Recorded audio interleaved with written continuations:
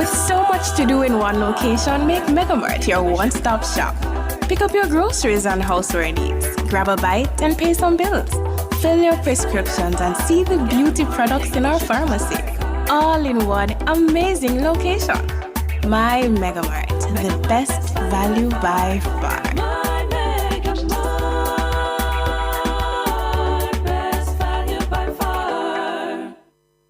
Dr. Denise Daly is a former program director for the College of Health Sciences at the University of Technology. She does seminars on corporate wellness and team building strategies and health and wellness in the workplace.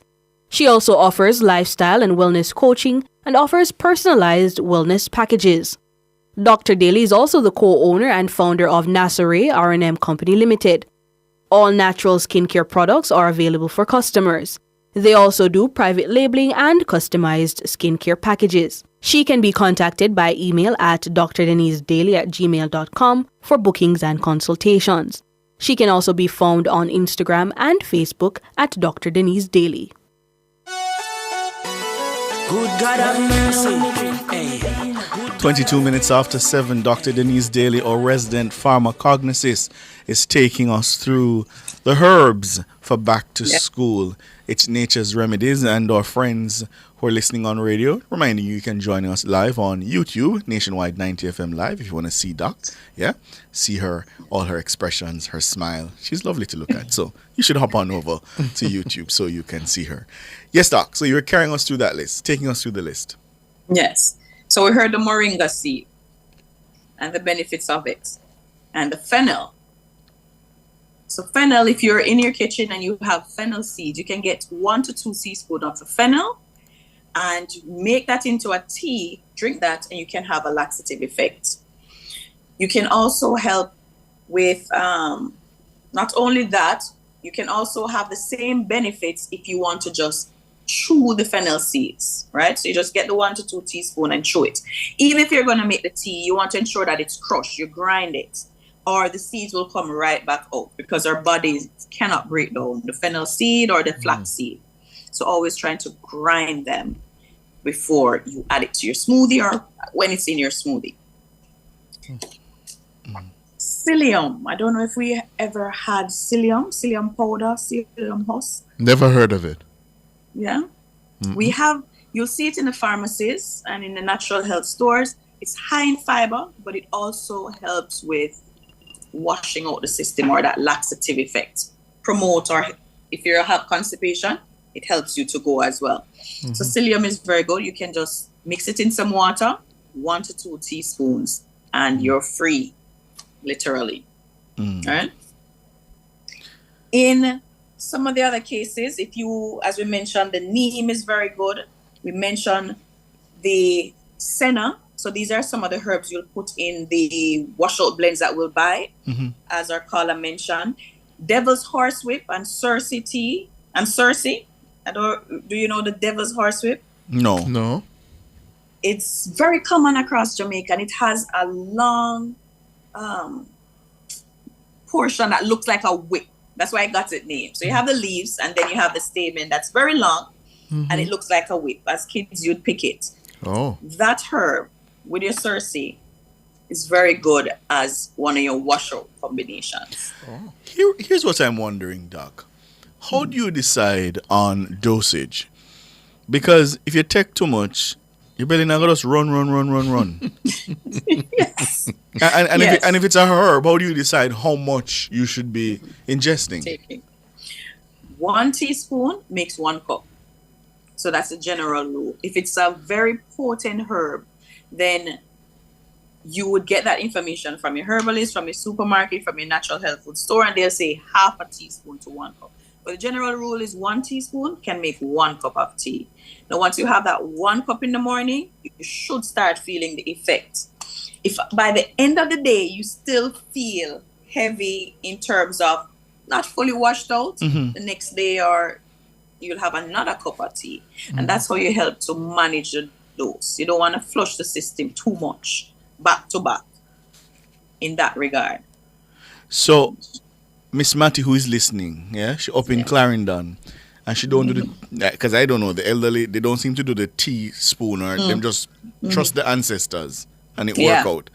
Dash. I mean, how does she measure it? Because they're not going to do the 1 teaspoon or that kind of a thing. One cup or what? No. How do they know, what's the appropriate dosage? So traditionally, your hand. Oh. So they pick a handful of herb and make a pot of tea. So you remember those traditional teapots? It normally holds about 500 to 1 liter of water. So a handful is enough to make like a liter worth of tea. And that's shared for all the kids in the yard or the family. So that's a general rule. If you want to get a teaspoon, you put a little in your hand middle. You create that cup with your hand middle. Yeah. And you put it in your hand middle. And that's roughly a teaspoon. If you open it, and so on. Okay. And if you can test it at home. You put a teaspoon on your hand and you cup it. While if you open it, to see the difference with a tablespoon. So those little things that we use help us to measure how we season our food as well. So we have an idea when we're throwing it onto our meats and vegetables. Complete your point. We have a call. No, that was it, yes. Okay, we have a caller waiting. Noel. Hi. Good evening. Good evening, Hi. Noel. Evening to you. Thank you for taking this call. I'm actually calling on behalf of a colleague of mine who has been losing his sight recently. In recent years, and they said it's the retina that is damaged. He's still able to sort of glance somewhat. So we've been trying for weeks to get through to speak with Dr. Dale and see if there's anything that she could, recommend that could help with that situation. Would be really grateful if there is. Yeah. There are some herbs that, again, it depends on what's causing it. But for retina health, you want to ensure the carotid. Pressure in the eyes that has the caused pressure. Okay. So cannabis, rinsing the eyes with cannabis, that helps. Cannabis water. Water? Yeah. Oh. Room temperature, sterile, or you can get that medication that can go in the eyes. There's also flame of the forest, the scientific name. It's an orange flower. Yes. But before it opens, you have the bud that you can pick off the top of the bud. Oh yes. And you squirt the water out. Okay. That water is sterile. Once it's still enclosed, it's sterile, and it helps to reduce the pressure in the eyes. So if you have redness, blurriness, elders or traditionally, they would hold their eye, drop it in, one in each eye, and you do that every day, and it helps to reduce the pressure, reduce the redness, clear up any blurriness, and that's one of the remedies you can use as well. Okay. In terms of the marijuana, the water, how could that be used, please? And then what? You get to go to fresh herb, and you would make a tea out of it. Make sure you have clean supplies that you're using, and then once you have the herb, try to get make sure you have clean supplies. Oh, okay. Yeah, and then you put it in a clean vial, and then once it's at room temperature, that means you can touch it and put it on your hand. Then it's safe enough for the eyes. Oh, just by putting it on the finger, on the finger. Yeah, put it on try to wipe it on the inner part. Yeah, the outside of your hand. This is the very delicate. That's why we usually test the baby bottles here. Yes. If it burns, it's too hot. But you need to get it at a lower room temperature, because you don't want it. You can also wash the eyes. Just close your eyes and wash it. Yes. And that will help. Okay. How many times a day or a week would you suggest? Do it at least twice a day, like in the morning, in the evening, and so on. And those things help naturally. Okay. But you also want to look at the internal factors. So get as much carotenoids in your diet. Carotenoids. I didn't hear that. As much? Carotenoids. Carotenoid. What are those, Doc? So those are medicinal compounds, phytochemicals that help to promote retina health, eye health.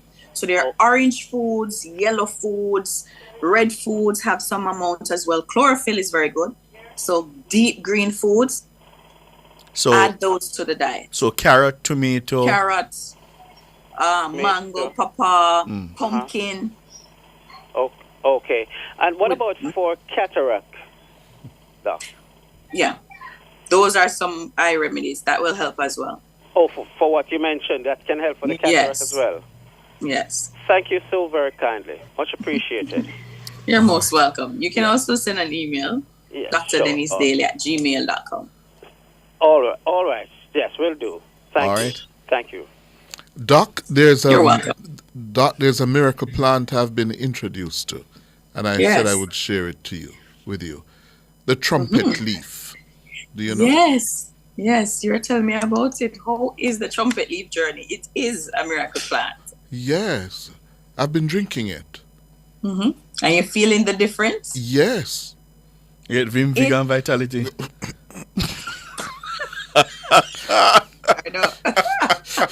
That's good. Broadcasting Commission. But it helps revitalize the body. That's why it's called a miracle leaf. Mm-hmm. Right? Yes. The trumpet leaf. Yeah, it's good in moderating the blood sugar level. It's also good with detoxing the kidney, like promoting urination so you can get rid of toxins in the body. So traditionally, all parts of the leaf is very good and they use it as much as possible. Yes. Yeah. Very good. We're going to do one day with the trumpet leaf and different remedies. All right, Doc. Doc, the Trinidadians, they drink this thing called Marby. Marby? Yes. And that bitter bad. Mm-hmm. I had a really bad experience with it because I saw it and I thought it was apple juice. And me eat my stew chicken, Doc. And me rice and peas and me go on my desk and me there and me talk and me full up the cup in the cliff. And me think orange juice are free. So I load the cup. And me talk, and I just take one big gulp.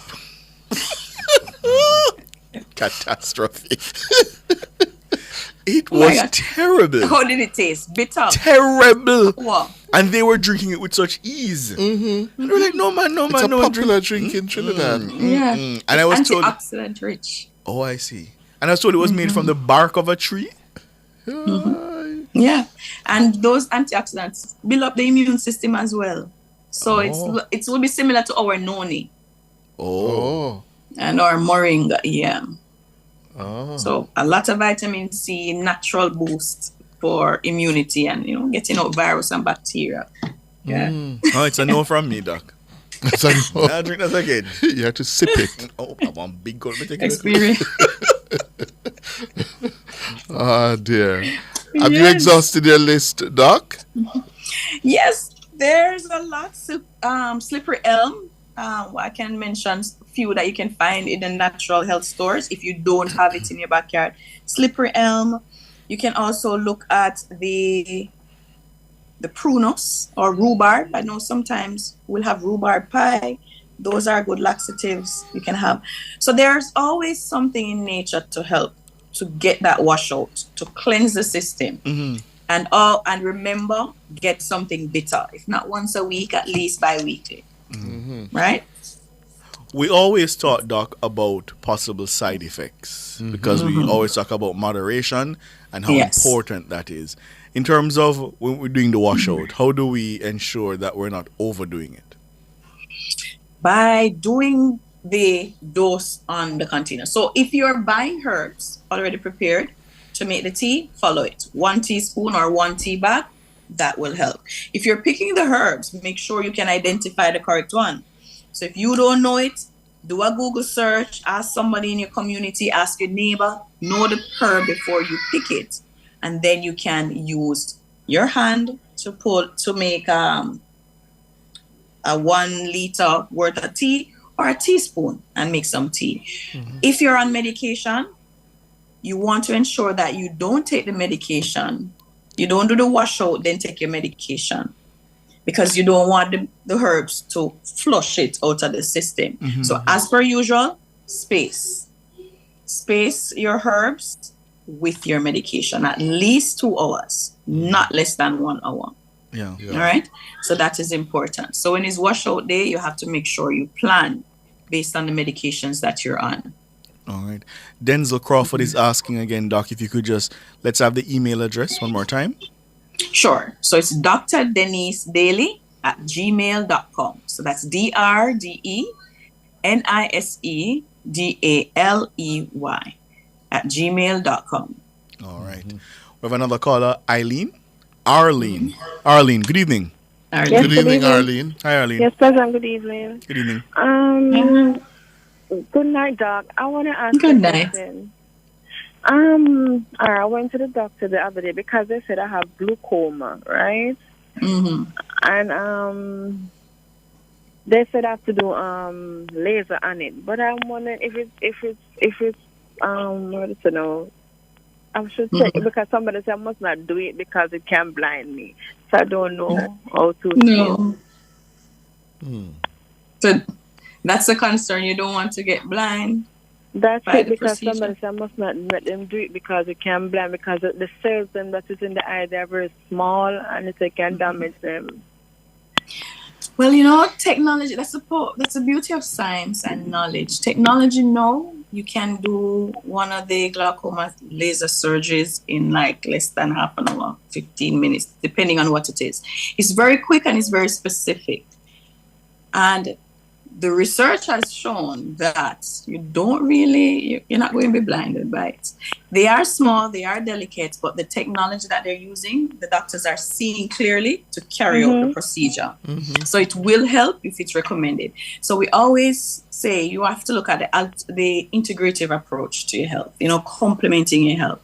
So it's an emergency, you'll be fine. Get your comfort person, somebody there to help you to relax, and you can get that done. And then at the end of the day, you still have your herbs. Make sure you keep your eye health. You're eating your orange-rich foods, and therefore you can build up back your cells, your system, and your vision. I've known a lot of persons who have done it. Some who were wearing glasses, who have corrected lens, who have glaucoma or cataract, and they are fine today. And Because I already done they already injected the eye because the back of the eye was falling before. They injected the eyes, and them said it was okay after a while. But when I went back there, no, they said the glaucoma is there, so I have to do So I was wondering because I have friends and they said they get blind by it. That's why I was kind of scared. So whenever I should really do it, I drink herbs as well. I'm listening to you say to drink herbs and so forth for it. I don't know. Yeah, it will be fine. They've done the procedure a lot of times, so you have to be relaxed as well. And as you mentioned, having your moringa, that helps to build up the system. Having some of your vitamin C rich foods going into surgery helps your body to recover quickly and rebuild cells. So you will be fine. You don't have to worry about it. It's a procedure that's been done for a lot of years and it gets improved every year. Okay, because I normally like hard. I drink 3 bushes for my sugar and the pressure, and I see it really heavy, like the merengue, the neem, and the rice bitters. When I boil those 3 together, they normally add my sugar and my pressure. Yes, those are good. That's a good combination. is the glaucoma in both eyes? Yeah, they said just- it's in both. Yeah, they said it's in both eyes. How old are you now? I'm 50. Wow. So, Doc, your advice to her as we go? Integrative approach. So get it sorted out. You won't be blinded by the laser. The eyes are delicate, but the professionals have been doing it for years, and technology is there where they're seeing clearly to help you see clearly and reduce the pressure in the eyes. So it will be fine. And as I mentioned before, you can start building up your immune system with your moringa and your food going in. And out. And make sure you go to a good doctor. Yeah, because it's a Cuban doctor them that by at the diabetic Association? Yeah, that's where I'm going. Okay. Yeah, you're in good hands there. All right, my dear. So don't be afraid. So just relax. Yes. Just relax and get somebody who will keep you calm to go with you. All right, my dear. Thank you so much. All right. You're most welcome. All right. Well, we do have one more caller before we go. Doc Sue. Yes. Good night, Hi, Sue. everyone. Good night. Good Dr. night. Daly. My cousin has an underactive thyroid. And she wants to know exactly what can she, probably any herb that she can drink. She's on medication, but something to complement what she's taking. Yeah. I would love to know what type of medication. So send me an email, Dr. Denise Daly at gmail.com. Okay. And in terms of thyroid health, you want the nutritive herbs. Nutritive herbs really help with thyroid health because if it's hyper or hypo, meaning too high or too low, the nutritive herbs like your moringa, your noni, soursop is very good as well, having the juice of the noni and the leaf, sarsaparilla. So these herbs are very nutritious. If you're looking at overseas, ashwagandha is a very good one. So the nutritive herbs, adaptogen herbs can help to regularize the thyroid. But send me an email. We'll look at the medication. We can look at how you try to make it as integrative as possible. All right, and thank you so much. I'll send you the You're email. welcome. Thanks. Okay, then bye-bye. You're welcome. Thank you. Thanks, Sue. Thank you very much. And I think that's where we're going to leave it, Doc. Yes. We have to make way for the Kamala versus Donald matchup. Indeed. But thank you so much, Doc. Yeah? And you are welcome, and thank you. Good. It's a good night. Looking forward to seeing you next Tuesday at 7. Okay? Definitely. Thank you. All right. Thanks, Doc. All right. Take care. Good night. That's Good night. Nature's Remedies with Dr. Denise Daly. All right. Take a break and come back for the start of the countdown, of the first presidential debate between Donald Trump and Kamala Harris.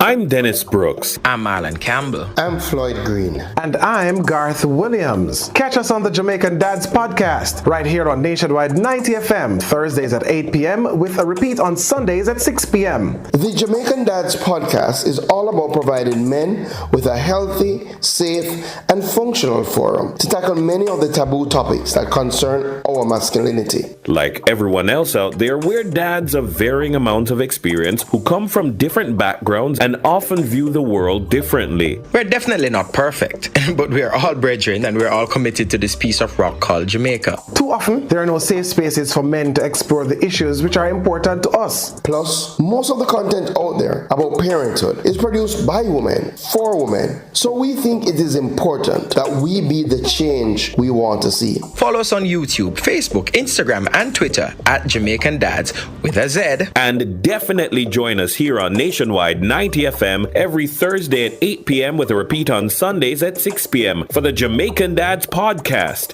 It's a revolution in media.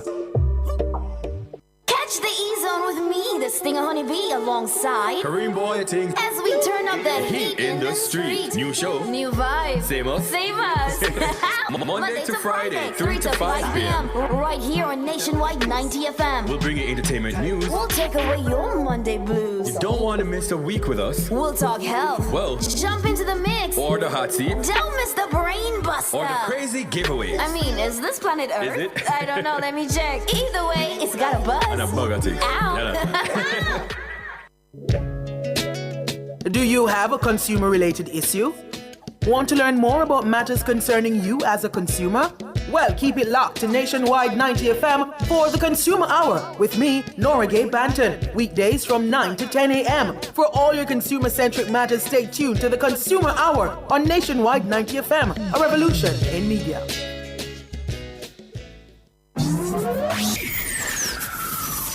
Taboo topics. Bulletins after dark. Riveting discussions. Celebrity news and interviews. Topics that are shunned by society. And everything else in between. Bulletins After Dark with Kareem Bulletins each and every Wednesday, 8 to 11 p.m. Bulletins After Dark. No topic is too taboo or hard to discuss. Come get your mind blown and your curiosity explored. Bulletins After Dark. Come into the parlor, there's a welcome there for you. Welcome Welcome to the Mayor's Parlor with Desmond McKenzie. From 1 to 6 p.m. every Sunday, you'll now get more of your favorite vintage music. Put your head on my shoulder. Nationwide 90 FM will transform your Sunday into a musical time machine that will take you way back. Come with me. Let's go back in time. This magic moment. Journey into yesteryear with Desmond McKenzie in the Mayor's Parlor. I've got the music to jog your memory and make you smile. Put your sweet lips a little closer to the phone. Sit back, relax, and enjoy the best in vintage music. Come into the Mayor's Parlor every Sunday between 1 and 6 p.m. here on Nationwide 90 FM, a revolution in media.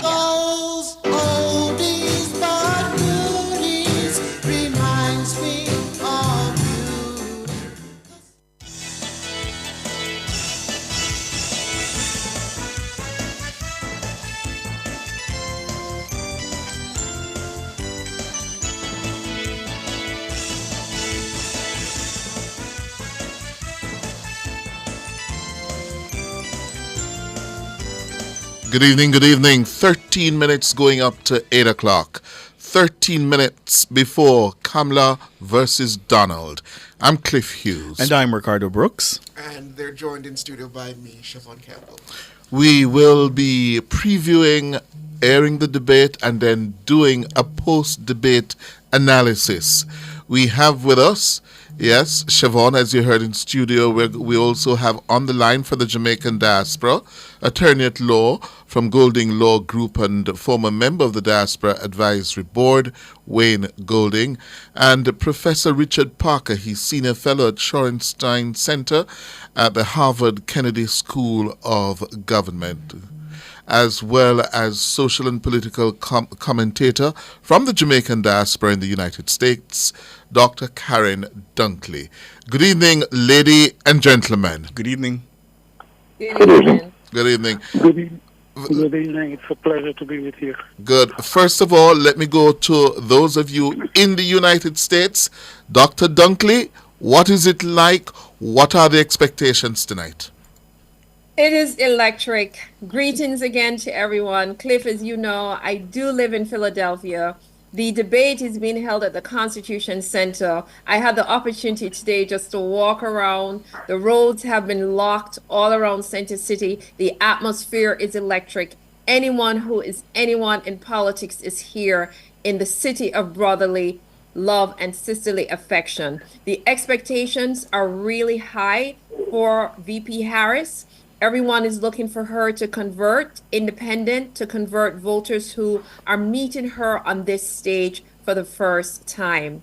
This stage is not new to former President Trump. As you could imagine, he has been the most experienced in terms of presidential debates in recent years. And I think that there is some attempt, they have said, to lower expectations for Trump versus VP Harris, especially because he is now being seen as struggling to pull his thinking together as he once used to be, especially when you juxtapose him next to President Biden. So now it's VP Harris, and we wait, and the verdict is out. Wayne Golding, your perspective in terms of the expectations. What must Trump do? What must Vice President Harris do? I think the expectation is for VP Harris to be presidential in this moment. It's been a long journey for her to get the sort of respect that she well deserves. A lot of people are saying that they did not know her or they don't know her. This is her opportunity to be on that truly national stage, away from just the partisan surroundings that came out of the convention. And I think she will have the opportunity to show her skills, to show her poise, and to show her qualifications to meet the moment. On the other hand, I don't think the expectation is high for former President Trump, because people are sort of used to his type of approach to an intelligent conversation. And I really think people are expecting, although unfairly, a better performance from VP Harris. And they're almost expecting Mr. Trump to be Mr. Trump. Professor Parker, Kamala Harris has described Donald Trump as an unserious man who poses a very serious threat. What does she need to do tonight to take on that threat, standing meters away from her? So look, I mean, you know, your speaker from Philadelphia talked about it being an electric moment. Here in Boston, which has its own claim to American history, the mood is much calmer. I think right now there's a sense that she's going to do quite well, that the idea of heightened expectations is a particular issue for media and for the talking classes, of which we are all part, and that finally this is going to be an election decided by which side is more effective in turning out its voters. I don't think that this is going to prove for the undecided voters a decisive moment. I think it's an important one, but I think what we need to do is keep it in perspective. This is part of a long-term change going on in American politics. There is a profound realignment of interest groups going on right now, and this is going to be a struggle that takes years, and it's not going to be settled by what happens on November 5th. Siobhan? Well, I think the panelists have said it quite well. I think all eyes are more on Madam Harris than they are Donald Trump, as they've said.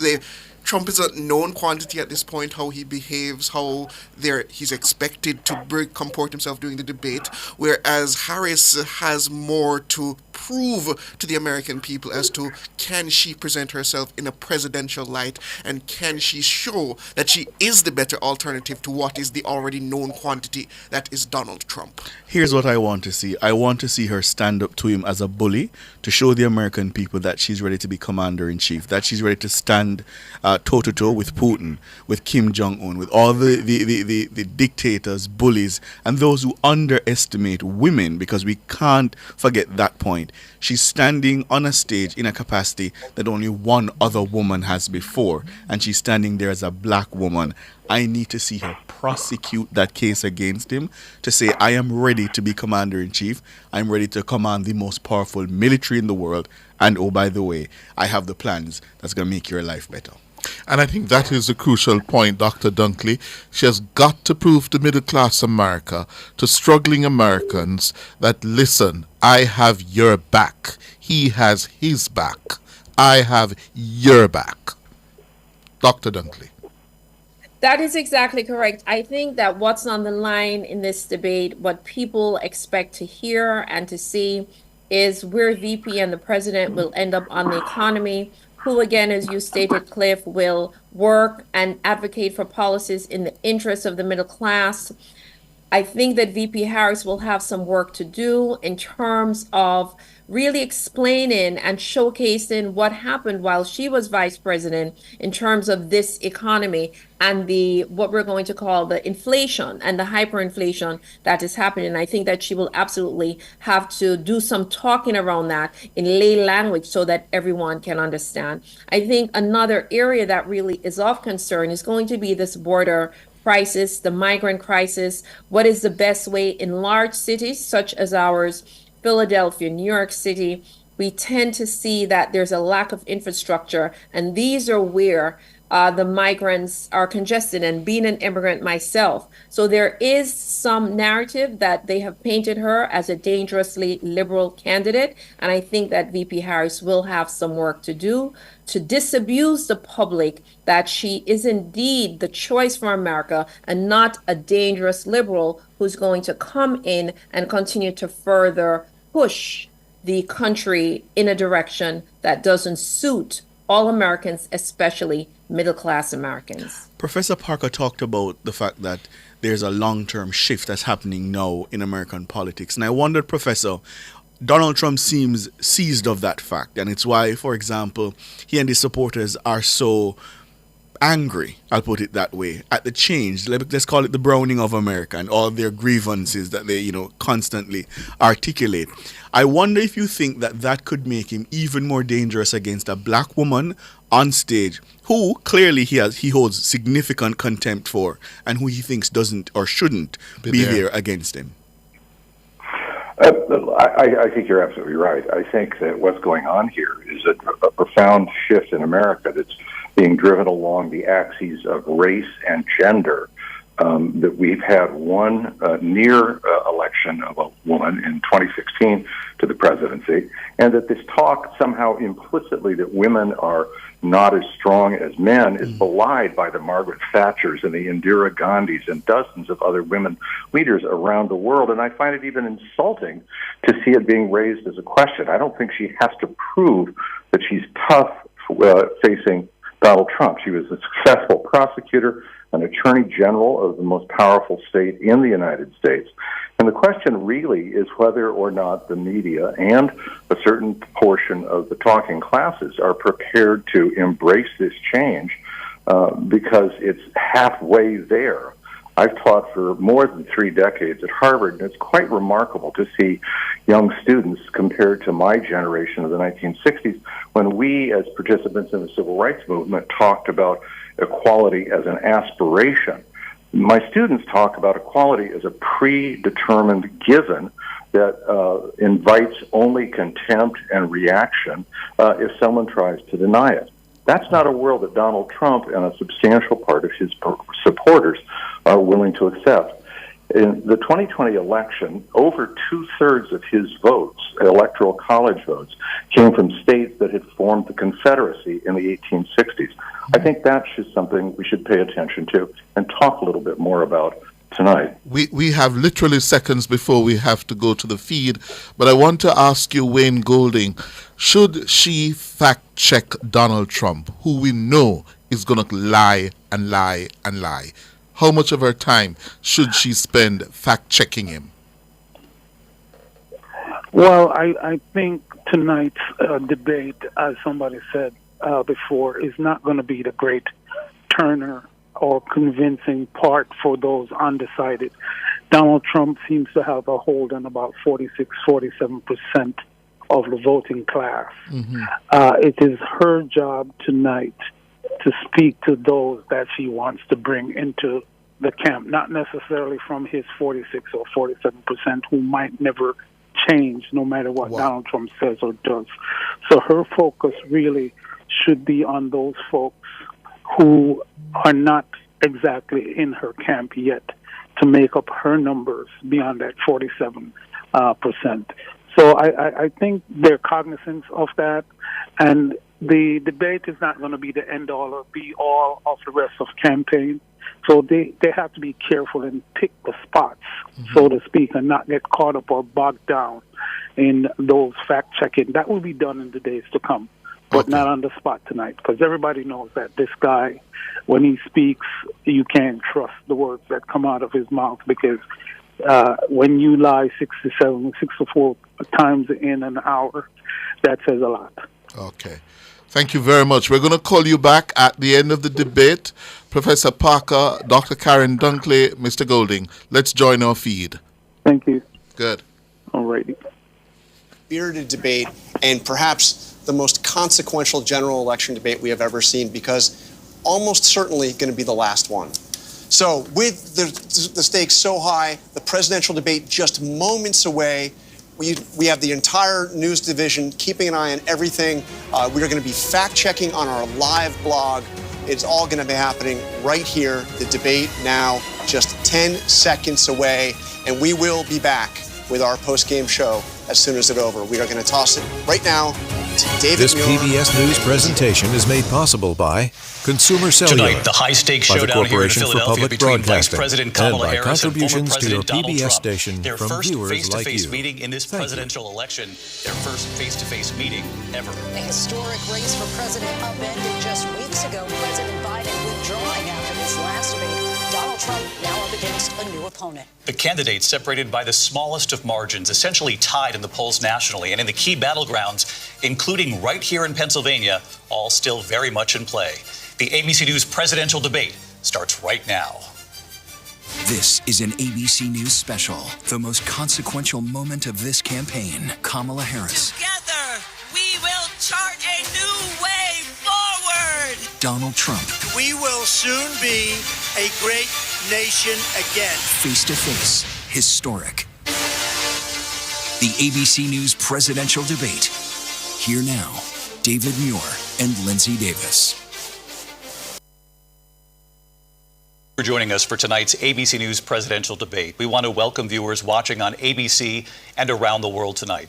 Vice President Kamala Harris and President Donald Trump are just moments away from taking the stage in this unprecedented race for president. And I'm Lindsay Davis. Tonight's meeting could be the most consequential event of their campaigns, with Election Day now less than 2 months away. For Vice President Kamala Harris, this is her first debate since President Biden withdrew from the race on July 21st. Of course, that decision followed his debate against President Donald Trump in June. Since then, this race has taken on an entirely new dynamic. And that brings us to the rules of tonight's debate. 90 minutes with 2 commercial breaks. No topics or questions have been shared with the campaigns.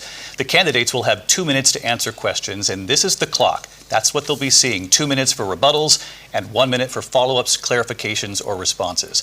Their microphones will only be turned on when it's their turn to speak. No pre-written notes allowed. There is no audience here tonight in this hall at the National Constitution Center. This is an intimate setting for 2 candidates who have never met. President Trump won the coin toss. He chose to deliver the final closing statement of the evening. Vice President Harris selected the podium to the right. So let's now welcome the candidates to the stage. Vice President Kamala Harris and President Donald Trump.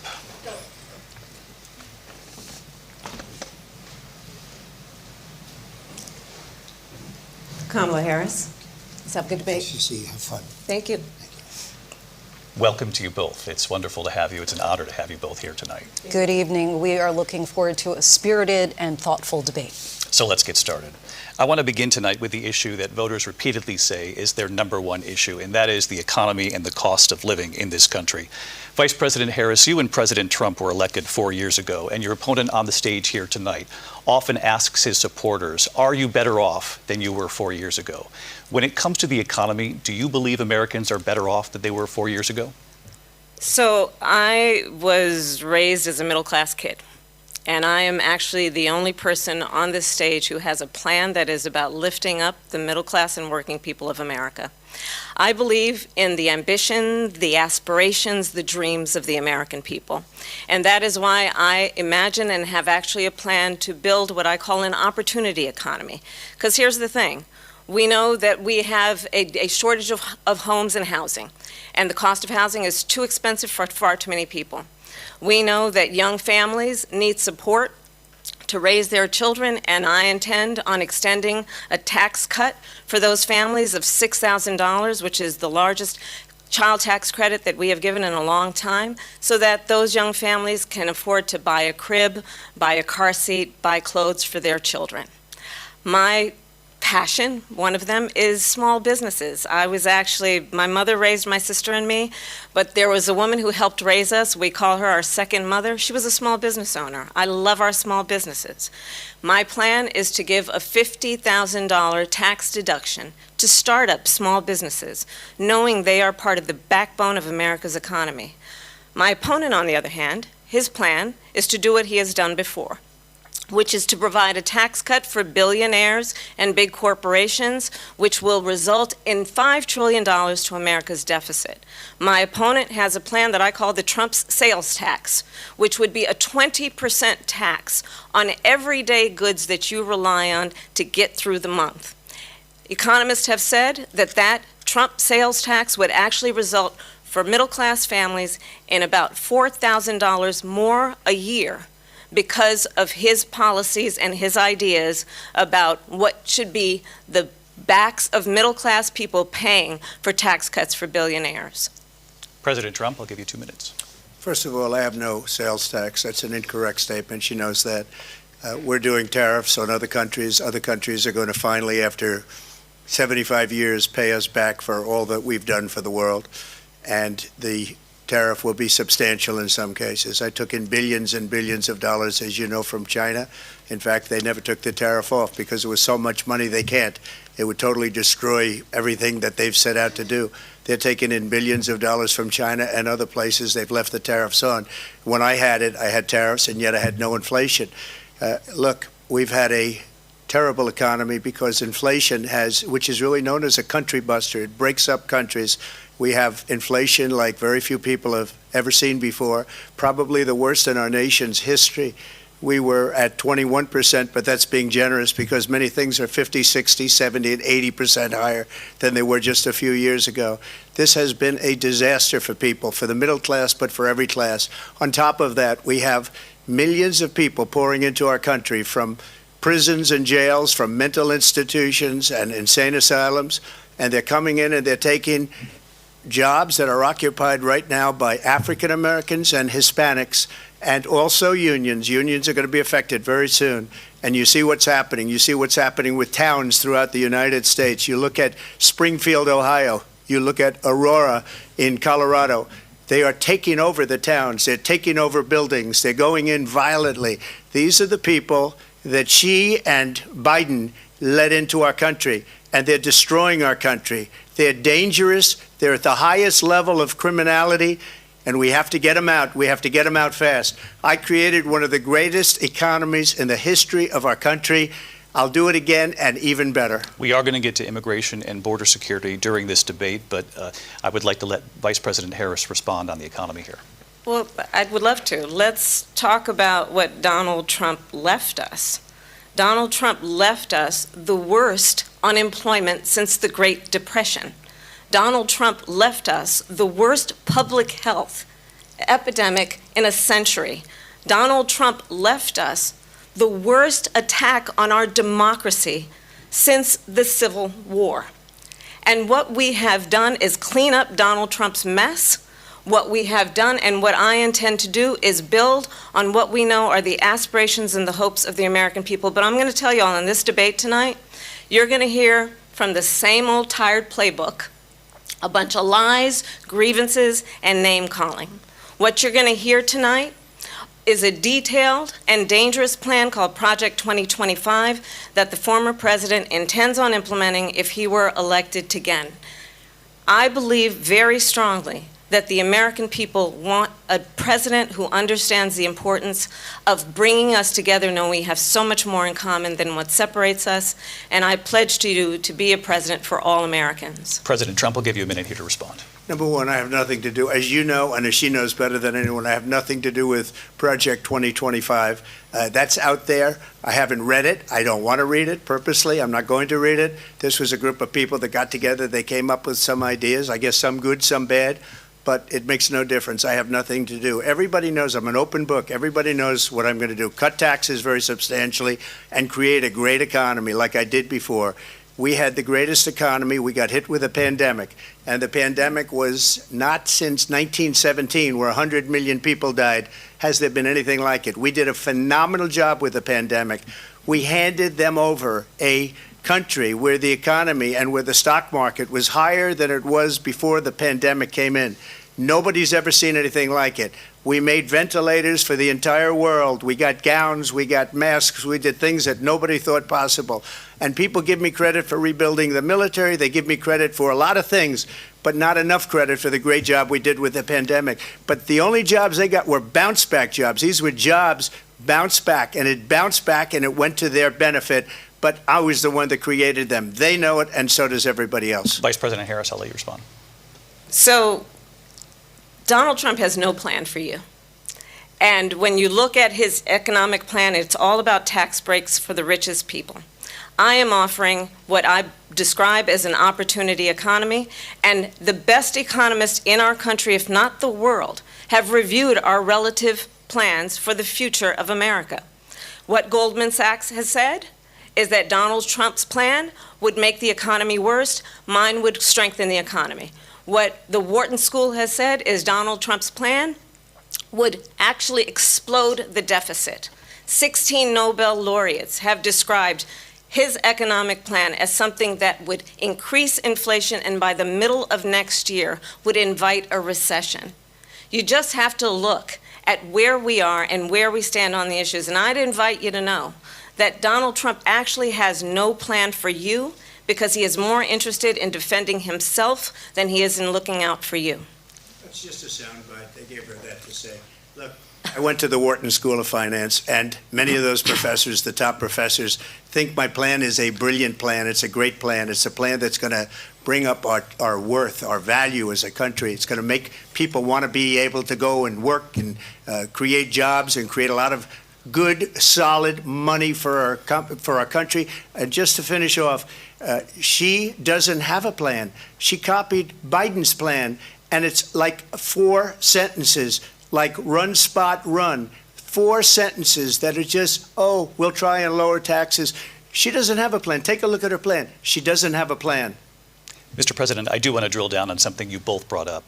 The Vice President brought up your tariffs. You responded, and let's drill down on this, because your plan is what she calls is essentially a national sales tax. Your proposal calls for tariffs, as you pointed out here, on foreign imports across the board. You recently said that you might double your plan, imposing tariffs up to 20% on goods coming into this country.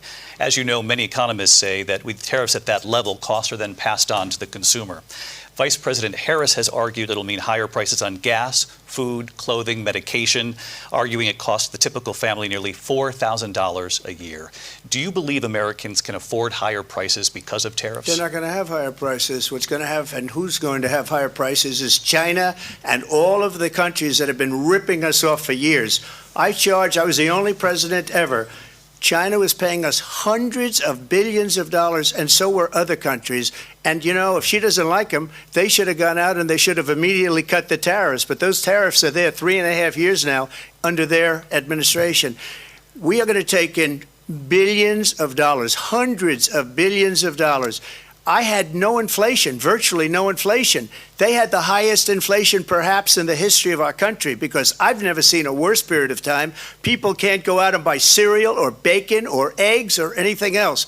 The people of our country are absolutely dying with what they've done. They've destroyed the economy. And all you have to do is look at a poll. The polls say 80 and 85 and even 90% that the Trump economy was great, that their economy was terrible. Vice President Harris, I do want to ask for your response, and you heard what the president said there, because the Biden administration did keep a number of the Trump tariffs in place. So how do you respond? Well, let's be clear that the Trump administration resulted in a trade deficit, one of the highest we've ever seen in the history of America. He invited trade wars. You want to talk about his deal with China? What he ended up doing is, under Donald Trump's presidency, he ended up selling American chips to China to help them improve and modernize their military, basically sold us out, when a policy about China should be in making sure the United States of America wins the competition for the 21st century, which means focusing on the details of what that requires, focusing on relationships with our allies, focusing on investing in American-based technology so that we win the race on AI, on quantum computing, focusing on what we need to do to support America's workforce so that we don't end up having, on the short end of the stick, in terms of workers' rights. But what Donald Trump did, let's talk about this, with COVID, is he actually thanked President Xi for what he did during COVID. Look at his tweet. "Thank you, President Xi," exclamation point, when we know that Xi was responsible for lacking and not giving us transparency about the origins of COVID.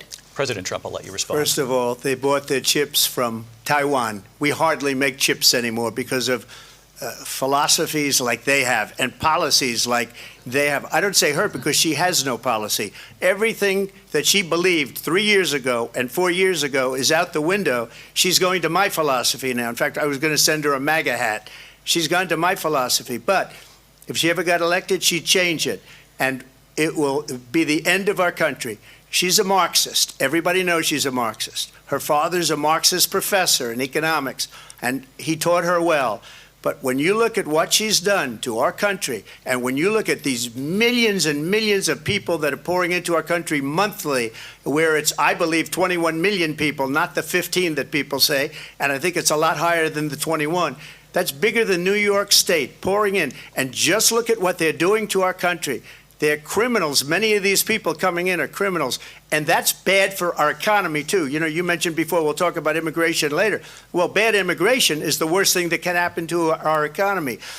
They have, and she has, destroyed our country with policy that's insane. Almost policy that you'd say they have to hate our country. President Trump, thank you. Lindsay? I want to turn to the issue of abortion. President Trump, you've often touted that you were able to kill Roe v. Wade. Last year, you said that you were proud to be the most pro-life president in American history. Then last month, you said that your administration would be great for women and their reproductive rights. In your home state of Florida, you surprised many with regard to your 6-week abortion ban because you initially had said that it was too short. And you said, quote, I'm going to be voting that we need more than 6 weeks. But then the very next day, you reversed course and said you would vote to support the 6-week ban. Vice President Harris says that women shouldn't trust you on the issue of abortion because you've changed your position so many times. Therefore, why should they trust you? Well, the reason I'm doing that vote is because the plan is, as you know, the vote is, they have abortion in the 9th month. They even have, and you can look at the governor of West Virginia, the previous governor of West Virginia, not the current governor, who's doing an excellent job, but the governor before, he said the baby will be born and we will decide what to do with the baby. In other words, we'll execute the baby. And that's why I did that, because that predominates, because they're radical. The Democrats are radical in that. And her vice presidential pick, which I think was a horrible pick, by the way, for our country, because he is really out of it. But her vice presidential pick says abortion in the 9th month is absolutely fine. He also says execution after birth. It's execution, no longer abortion, because the baby is born, is okay. And that's not okay with me, hence the vote. But what I did is something for 52 years. They've been trying to get Roe v. Wade into the states. And through the genius and heart and strength of 6 Supreme Court justices, we were able to do that. Now, I believe in the exceptions for rape, incest, and life of the mother. I believe strongly in it. Ronald Reagan did also. 85% of Republicans do. Exceptions. Very important. But we were able to get it, and now states are voting on it. And for the first time, you're going to see, look, this is an issue that's torn our country apart for 52 years. Every legal scholar, every Democrat, every Republican, liberal, conservative, they all wanted this issue to be brought back to the states where the people could vote. And that's what happened. Now, Ohio, the vote was somewhat liberal. Kansas, the vote was somewhat liberal, much more liberal than people would have thought. But each individual state is voting. It's the vote of the people now. It's not tied up in the federal government. I did a great service in doing it. It took courage to do it. And the Supreme Court had great courage in doing it. And I give tremendous credit to those 6 justices. There is no state in this country where it is legal to kill a baby after it's born. Madam Vice President, I want to get your response to President Trump. Well, as I said, you're going to hear a bunch of lies, and that's not actually a surprising fact. Let's understand how we got here. Donald Trump hand-selected 3 members of the United States Supreme Court with the intention that they would undo the protections of Roe v. Wade. And they did exactly as he intended. And now in over 20 states, there are Trump abortion bans, which make it criminal for a doctor or nurse to provide health care. In one state, it provides prison for life. Trump abortion bans that make no exception even for rape and incest, which understand what that means. A survivor of a crime of violation to their body does not have the right to make a decision about what happens to their body next. That is immoral. And one does not have to abandon their faith or deeply held beliefs to agree. The government, and Donald Trump certainly, should not be telling a woman what to do with her body. I have talked with women around our country. You want to talk about this is what people wanted? Pregnant women who want to carry a pregnancy to term, suffering from a miscarriage, being denied care in an emergency room because the healthcare providers are afraid they might go to jail, and she's bleeding out in a car in the parking lot. She didn't want that. Her husband didn't want that. A 12 or 13-year-old survivor of incest being forced to carry a pregnancy to term. They don't want that. And I pledge to you, When Congress passes a bill to put back in place the protections of Roe v. Wade, as President of the United States, I will proudly sign it into law. But understand, if Donald Trump were to be reelected, he will sign a national abortion ban. Understand, in his Project 2025, there would be a national abortion, a monitor that would be monitoring your pregnancies, your miscarriages. I think the American people believe that certain freedoms, in particular the freedom to make decisions about one's own body, should not be made by the government.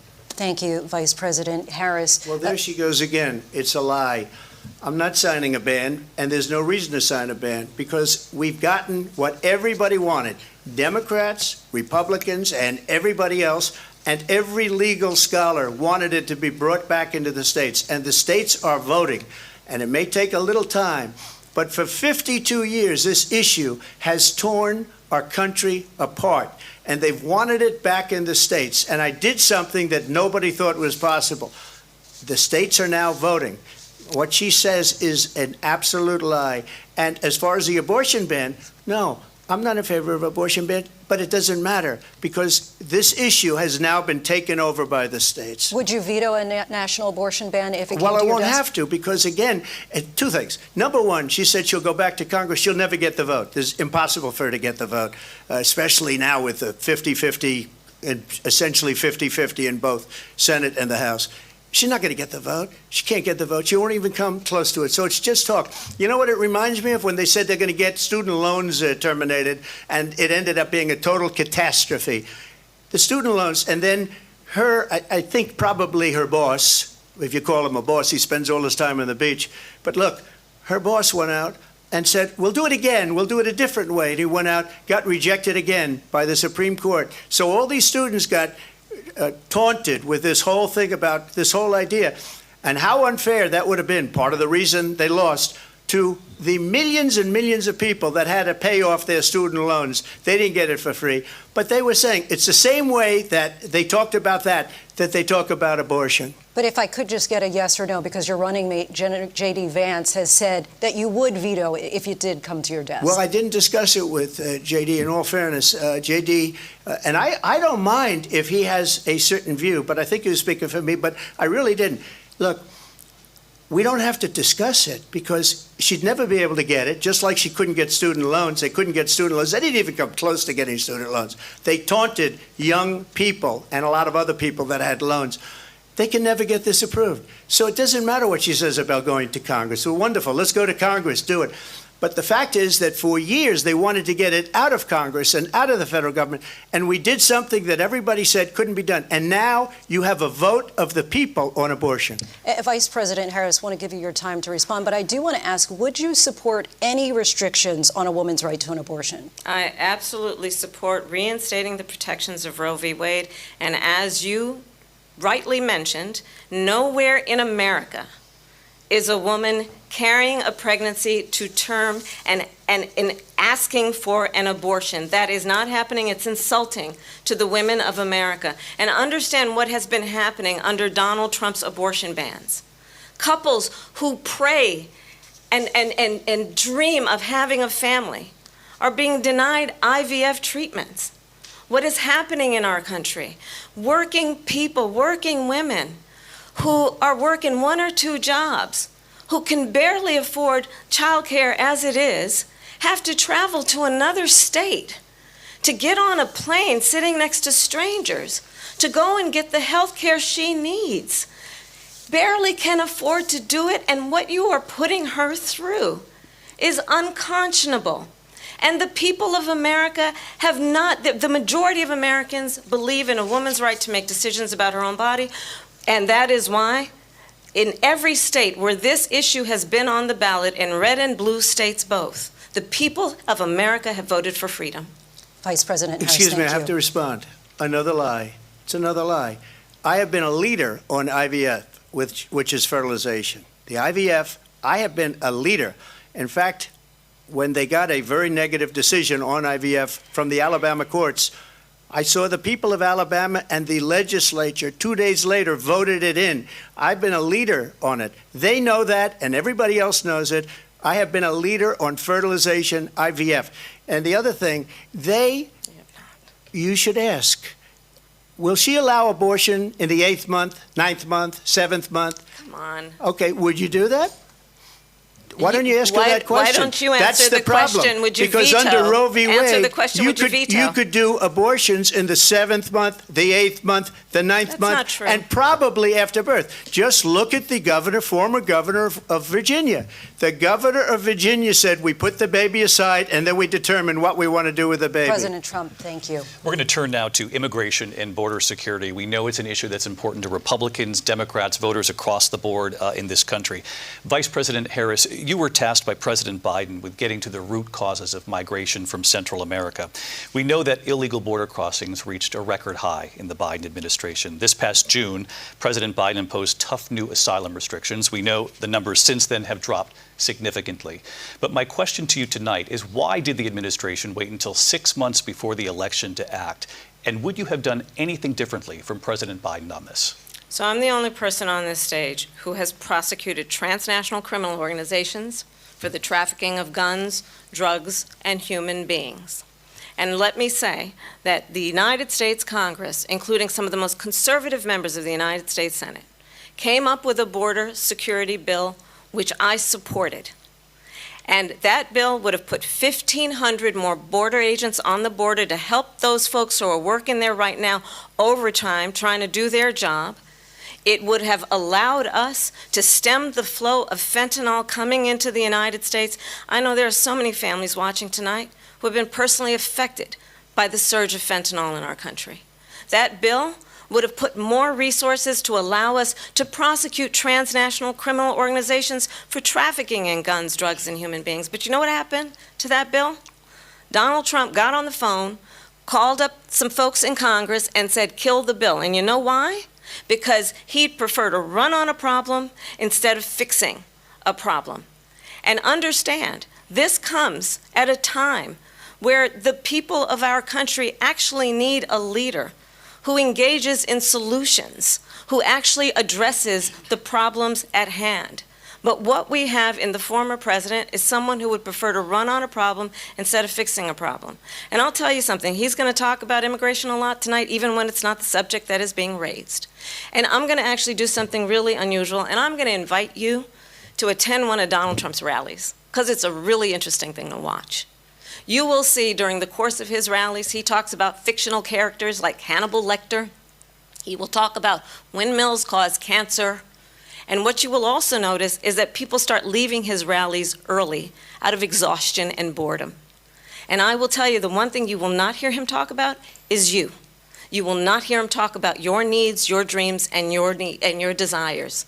And I'll tell you, I believe you deserve a president who actually puts you first, and I pledge to you that I will. Vice President Harris, thank you. President Trump, on that point, I want to get your response. Well, I would like to respond. Let me just ask, though, why did you try to kill that bill, and successfully so, that would have put thousands of additional agents and officers on the border? First, let me respond as to the Please. rallies. She said people start leaving. People don't go to her rallies. There's no reason to go. And the people that do go, she's bussing them in and paying them to be there, and then showing them in a different light. So she can't talk about that. People don't leave my rallies. We have the biggest rallies, the most incredible rallies in the history of politics. That's because people want to take their country back. Our country is being lost. We're a failing nation. And it happened 3.5 years ago. And what's going on here, you're going to end up in World War III, just to go into another subject. What they have done to our country by allowing these millions and millions of people to come into our country, and look at what's happening to the towns all over the United States. And a lot of towns don't want to talk. It's not going to be Aurora or Springfield. A lot of towns don't want to talk about it because they're so embarrassed by it. In Springfield, they're eating the dogs, the people that came in. They're eating the cats. They're eating the pets of the people that live there. And this is what's happening in our country, and it's a shame. As far as rallies are concerned, as far as the reason they go is they like what I say. They want to bring our country back. They want to make America great again. It's a very simple phrase, make America great again. She's destroying this country, and if she becomes president, this country doesn't have a chance of success.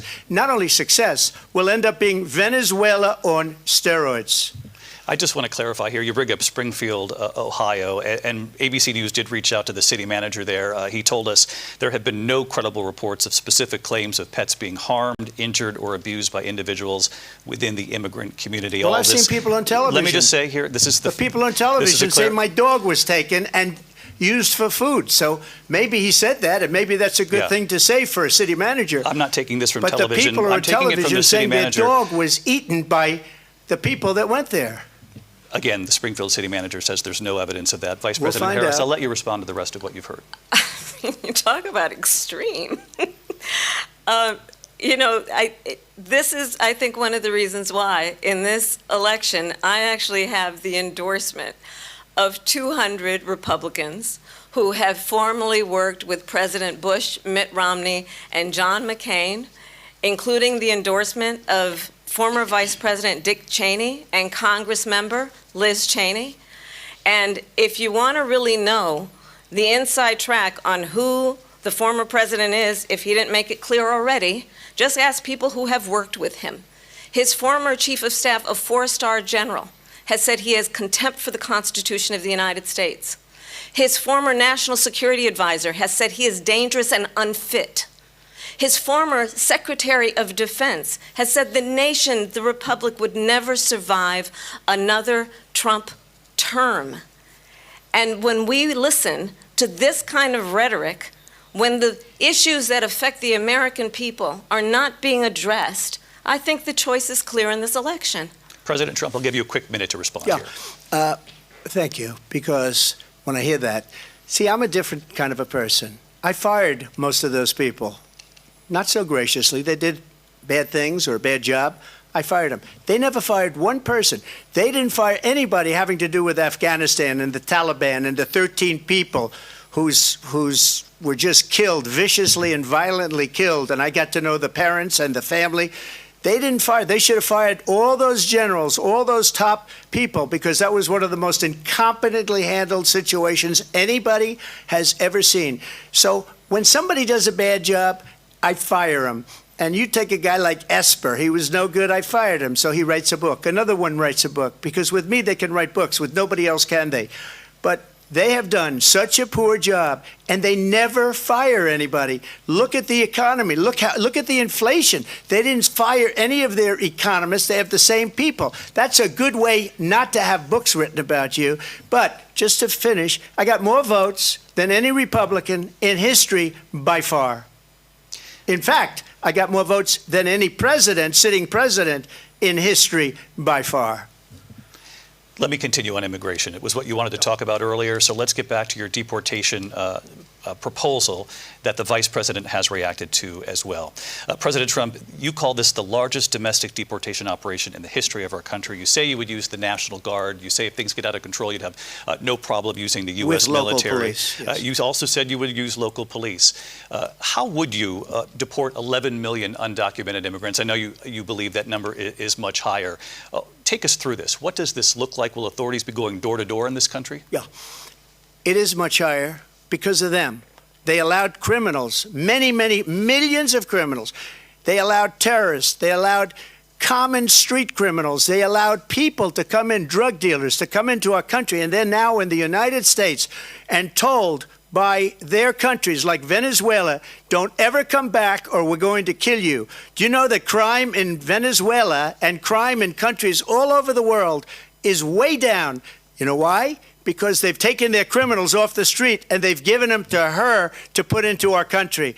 And this will be one of the greatest mistakes in history for them to allow. And I think they probably did it because they think they're going to get votes, but it's not worth it because they're destroying the fabric of our country by what they've done. There's never been anything done like this at all. They've destroyed the fabric of our country. Millions of people let in. And all over the world, crime is down. All over the world except here. Crime here is up and through the roof. Despite their fraudulent statements that they made, crime in this country is through the roof. And we have a new form of crime. It's called migrant crime, and it's happening at levels that nobody thought possible. President Trump, as you know, the FBI says overall violent crime is actually coming down in this country. But Vice Excuse me, President the Harris, FBI they were defrauding statements. They didn't include the worst cities. They didn't include the cities with the worst crime. It was a fraud, just like their number of 818,000 jobs that they said they created turned out to be a fraud. President Trump, thank you. I'll let you respond, Vice President Harris. Well, I think this is so rich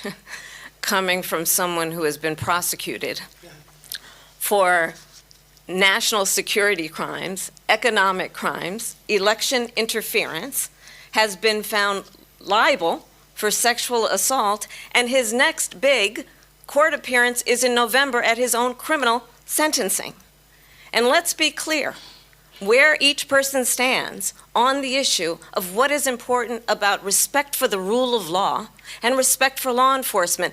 The former vice president called for defunding federal law enforcement, 45,000 agents, get this, on the day after he was arraigned on 34 felony counts.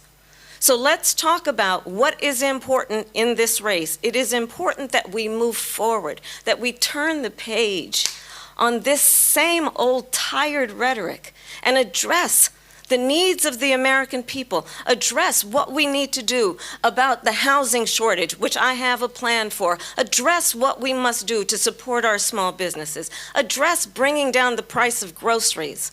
But frankly, the American people are exhausted with this same old tired playbook. Vice President Harris, thank you. Excuse me.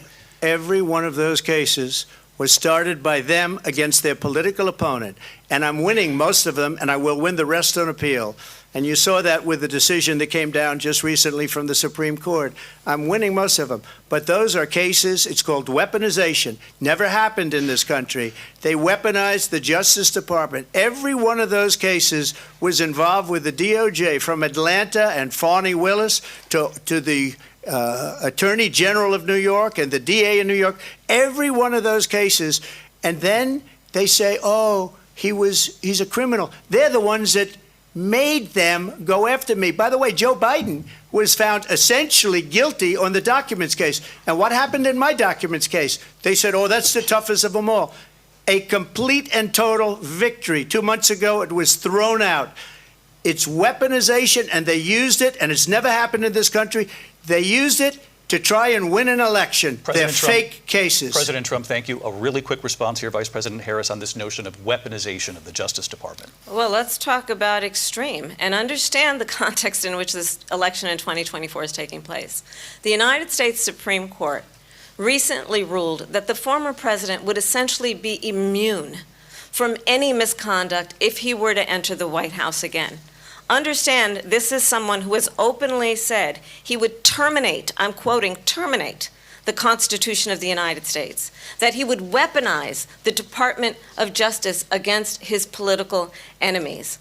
Someone who has openly expressed disdain for members of our military. Understand what it would mean if Donald Trump were back in the White House with no guardrails, because certainly we know now the court won't stop him. We know J.D. Vance is not going to stop him. It's up to the American people Vice President to stop Harris, him. Thank you. Lindsay? Vice President Harris, in your last run for president. This is the one that weaponized, not me. She weaponized. I probably took a bullet to the head because of the things that they say about me. They talk about democracy. I'm a threat to democracy. They're the threat to democracy with a fake Russia investigation that went nowhere. We have a lot to get to. Lindsay? Vice President Harris, in your last run for president, you said you wanted to ban fracking. Now you don't. You wanted mandatory government buyback programs for assault weapons. Now your campaign says you don't. You supported decriminalizing border crossings. Now you're taking a harder line. I know you say that your values have not changed. So then why have so many of your policy positions changed? So my values have not changed, and I'm going to discuss at least every point that you've made. But in particular, let's talk about fracking, because we're here in Pennsylvania. I made that very clear in 2020. I will not ban fracking. I have not banned fracking as Vice President of the United States. And in fact, I was the tie-breaking vote on the Inflation Reduction Act, which opened new leases for fracking.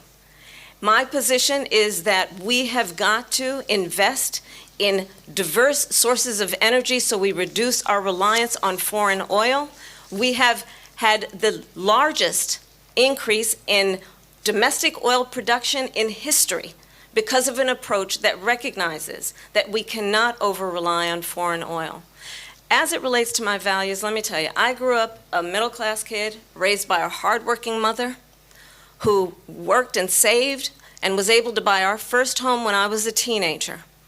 The values I bring to the importance of home ownership, knowing not everybody got handed $400 million on a silver platter and then filed bankruptcy 6 times, is a value that I bring to my work to say we are going to work with the private sector and home builders to increase 3 million homes, increase by 3 million homes by the end of my first term. My work that is related to having a friend when I was in high school who was sexually assaulted by her stepfather. And my focus then on protecting women and children from violent crime is based on a value that is deeply grounded in the importance of standing up for those who are most vulnerable. My work that is about protecting Social Security and Medicare is based on long-standing work that I have done, protecting seniors from scams. My values have not changed. And what is important is that there is a president who actually brings values and a perspective that is about lifting people up and not beating people down and name-calling. The true measure of the leader is the leader who actually understands the strength is not in beating people down, it's in lifting people up.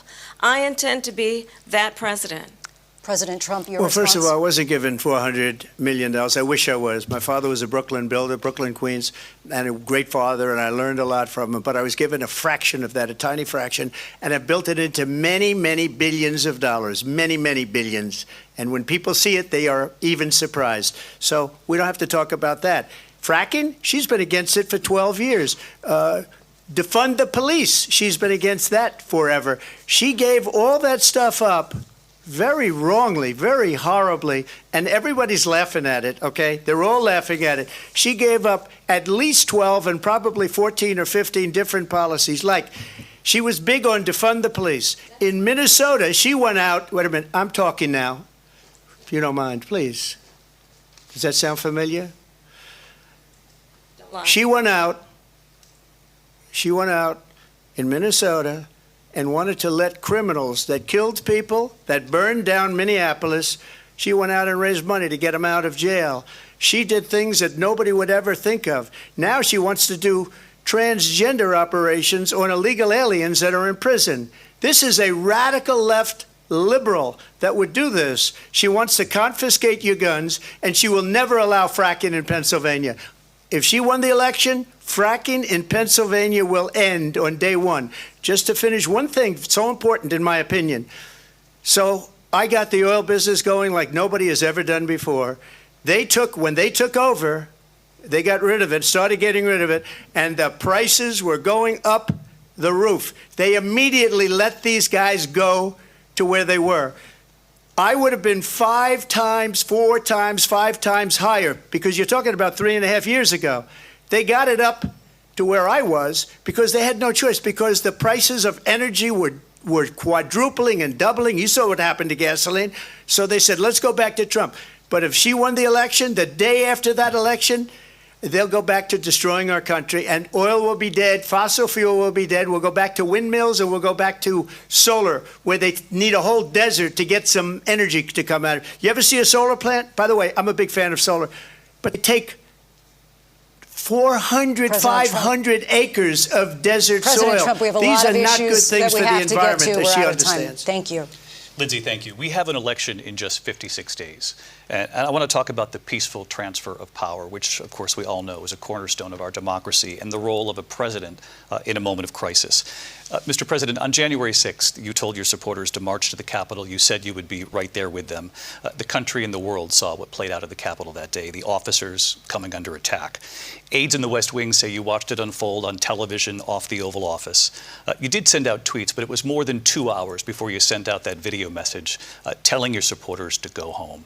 Is there anything you regret about what you did on that day? You just said a thing that isn't covered. Peacefully and patriotically, I said during my speech, not later on. peacefully and patriotically. And nobody on the other side was killed. Ashley Babbitt was shot by an out-of-control police officer that should have never, ever shot her. It's a disgrace.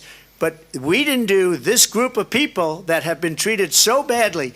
I ask, what about all the people that are pouring into our country and killing people that she allowed to pour in? She was the border czar, remember that. She was the border czar. She doesn't want to be called the border czar because she's embarrassed by the border. In fact, she said at the beginning, oh, I'm surprised you're not talking about the border yet. That's because she knows what a bad job they've done. What about those people? When are they going to be prosecuted? When are these people from countries all over the world, not just South America? They're coming in from all over the world, David, all over the world. And crime rates are down all over the world because of it. But let me just ask you, David, when are those people going to be prosecuted? When are the people that burned down Minneapolis going to be prosecuted? Or in Seattle? They went into Seattle. They took over a big percentage of the city of Seattle. When are those people going to be prosecuted? But let me just ask you. You might ask her that question. You were the president. You were watching it unfold on television. It's a very simple question as we move forward toward another election. Is there anything you regret about what you did on that day? Yes or no? I had nothing to do with that other than they asked me to make a speech. I showed up for a speech. I said, I think it's going to be big. I went to Nancy Pelosi and the mayor of Washington, D.C., and the mayor put it back in writing, as you know. I said, you know, this is going to be a very big rally or whatever you want to call it. And again, it wasn't done by me. It was done by others. I said, I'd like to give you 10,000 National Guard or soldiers. They rejected me. Nancy Pelosi rejected me. It was just 2 weeks ago, her daughter has a tape of her saying she is fully responsible for what happened. They want to get rid of that tape. It would have never happened if Nancy Pelosi and the mayor of Washington did their jobs. I wasn't responsible for security. Nancy Pelosi was responsible. She didn't do her job. The question was about you as president, not about former Speaker Pelosi, but I do want Vice President Harris to respond here. I was at the Capitol on January 6th. I was the vice president-elect. I was also an acting senator. I was there. And on that day, the President of the United States incited a violent mob to attack our nation's capital, to desecrate our nation's capital. On that day, 140 law enforcement officers were injured, and some died. And understand, the former president has been indicted and impeached for exactly that reason. But this is not an isolated situation. Let's remember Charlottesville, where there was a mob of people carrying tiki torches, spewing anti-Semitic hate. And what did the president then at the time say? There were fine people on each side. Let's remember that when it came to the Proud Boys, a militia, the president said, the former president said, stand back and stand by. So for everyone watching who remembers what January 6th was, I say we don't have to go back. Let's not go back. We're not going back. It's time to turn the page. And if that was a bridge too far for you, well, there is a place in our campaign for you to stand for country, to stand for our democracy, to stand for rule of law, and to end the chaos, and to end the approach that is about attacking the foundations of our democracy because you don't like the outcome. And be clear on that point. Donald Trump, the candidate, has said in this election there will be a bloodbath if this and the outcome of this election is not to his liking. Let's turn the page on this. Let's not go back. Let's chart a course for the future and not go backwards to the past. Let me just follow up here.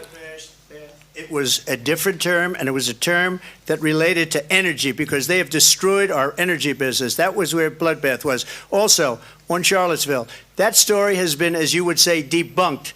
Laura Ingraham, Sean Hannity, Jesse, all of these people, they covered it. If they go an extra sentence, they will see it was perfect. It was debunked in almost every newspaper, but they still bring it up, just like they bring 2025 up. They bring all of this stuff up. I ask you this, you talk about the Capitol.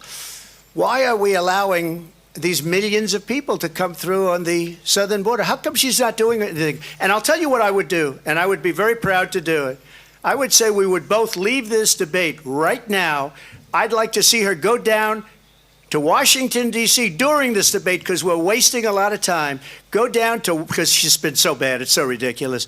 Go down to Washington, D.C. and let her sign a bill to close up the border, because they have the right to do it. They don't need bills. They have the right to do it. The President of the United States, you'll get him out of bed, you'll wake him up at 4 o'clock in the afternoon, you'll say, come on down to the office, let's sign a bill.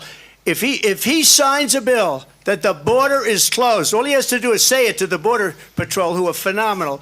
If they do that, the border is closed. Mr. Those President, people are killing many people, unlike J6. We talked immigration here tonight. I do want to focus on this next issue to both of you, because it really brings us this into focus, truth in these times that we're living in.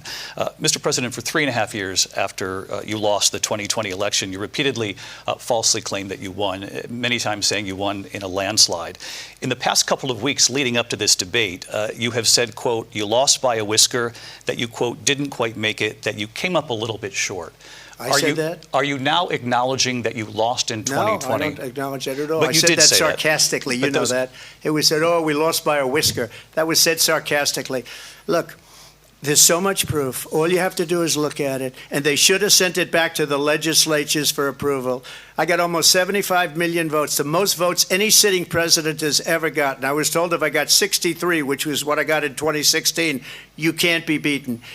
The election, people should never be thinking about an election as fraudulent. We need two things. We need walls, and we have to have it. We have to have borders, and we have to have good elections. Our elections are bad. And a lot of these illegal immigrants coming in, they're trying to get them to vote. They can't even speak English. They don't even know what country they're in practically. And these people are trying to get them to vote. And that's why they're allowing them to come into our country. I did watch all of these pieces of video. I didn't detect the sarcasm, lost by a whisker, we didn't quite make it.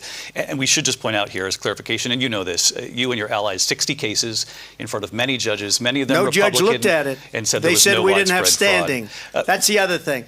They said we didn't have standing, a technicality. Can you imagine a system where a person in an election doesn't have standing? The President of the United States doesn't have standing. That's how we lost. If you look at the facts, and I'd love to have you'll do a special on it. I'll show you Georgia, and I'll show you Wisconsin, and I'll show you Pennsylvania, and I'll show you. We have so many facts and statistics, but you know what? That doesn't matter, because we have to solve the problem that we have right now. That's old news. And the problem that we have right now is we have a nation in decline, and they have put it into decline. We have a nation that is dying, David. Mr. President, thank you. Vice President Harris, you heard the president there tonight. He said he didn't say that he lost by a whisker. So he still believes he did not lose the election that was won by President Biden and yourself. But I do want to ask you about something that's come up in the last couple of days. This was a post from President Trump about this upcoming election just weeks away. He said, when I win, those people who cheated, and then he lists donors, voters, election officials, he says will be prosecuted to the fullest extent of the law, which will include long-term prison sentences. One of your campaign's top lawyers responded saying, we won't let Donald Trump intimidate us. We won't let him suppress the vote. Is that what you believe he's trying to do here? Donald Trump was fired by 81 million people. So let's be clear about that. And clearly he is having a very difficult time processing that. But we cannot afford to have a president of the United States who attempts, as he did in the past, to upend the will of the voters in a free and fair election. And I'm going to tell you that I have traveled the world as Vice President of the United States, and world leaders are laughing at Donald Trump. I have talked with military leaders, some of whom worked with you, and they say you're a disgrace. And when you then talk in this way in a presidential debate and deny what over and over again are court cases you have lost because you did in fact lose that election, it leads one to believe that perhaps we do not have in the candidate to my right the temperament or the ability to not be confused about fact. That's deeply troubling, and the American people deserve better. I'll give you 1 minute to respond, Mr. President. Let me just say about world leaders. Viktor Orban, one of the most respected men, they call him a strong man. He's a tough person, smart, Prime Minister of Hungary. They said, why is the whole world blowing up? 3 years ago it wasn't. Why is it blowing up? He said, because you need Trump back as president. They were afraid of him. China was afraid, and I don't like to use the word afraid, but I'm just quoting him. China was afraid of him. North Korea was afraid of him. Look at what's going on with North Korea, by the way. He said Russia was afraid of him. I ended the Nord Stream 2 pipeline, and Biden put it back on day one, but he ended the XL pipeline. The XL pipeline in our country, he ended that. But he let the Russians build a pipeline going all over Europe and heading into Germany, the biggest pipeline in the world. Look, Viktor Orban said it. He said the most respected, most feared person is Donald Trump. We had no problems when Trump was president, but when this weak, pathetic man that you saw at a debate just a few months ago, that if he weren't in that debate, he'd be running instead of her. She got no votes. He got 14 million votes. What you did, you talk about a threat to democracy. He got 14 million votes, and they threw him out of office. And you know what? I'll give you a little secret. He hates her. He can't stand her. But he got 14 million votes. They threw him out. She got 0 votes. And when she ran, she was the first one to leave because she failed. And now she's running. I don't understand it, but I'm okay with it because your time is I think up. we're going to do very well. We've got a lot more to get to. Turning now to the Israel-Hamas war and the hostages who are still being held, Americans among them. Vice President Harris, in December, you said, quote, Israel has a right to defend itself, but you added, quote, it matters how, saying international humanitarian law must be respected. Israel must do more to protect innocent civilians. You said that 9 months ago. Now an estimated 40,000 Palestinians are dead. Nearly 100 hostages remain. Just last week, Prime Minister Benjamin Netanyahu said there's not a deal in the making. President Biden has not been able to break through the stalemate. How would you do it? Well, let's understand how we got here. On October 7, Hamas, a terrorist organization, slaughtered 1,200 Israelis. Many of them young people who were simply attending a concert. Women were horribly raped. And so absolutely, I said then, I say now, Israel has a right to defend itself. We would. And how it does so matters. Because it is also true, far too many innocent Palestinians have been killed. Children, mothers. What we know is that this war must end. It must end immediately, and the way it will end is we need a ceasefire deal and we need the hostages out. And so we will continue to work around the clock on that. Work around the clock, also understanding that we must chart a course for a two-state solution. And in that solution, there must be security for the Israeli people and Israel, and in equal measure for the Palestinians. But the one thing I will assure you always, I will always give Israel the ability to defend itself, in particular as it relates to Iran and any threat that Iran and its proxies pose to Israel. But we must have a two-state solution where we can rebuild Gaza, where the Palestinians have security, self-determination, and the dignity they so rightly deserve.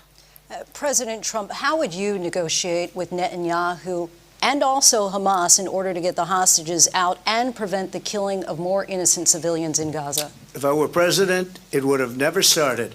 If I were president, Russia would have never, ever, I know Putin very well, he would have never, and there was no threat of it either, by the way, for 4 years, have gone into Ukraine and killed millions of people when you add it up, far worse than people understand what's going on over there.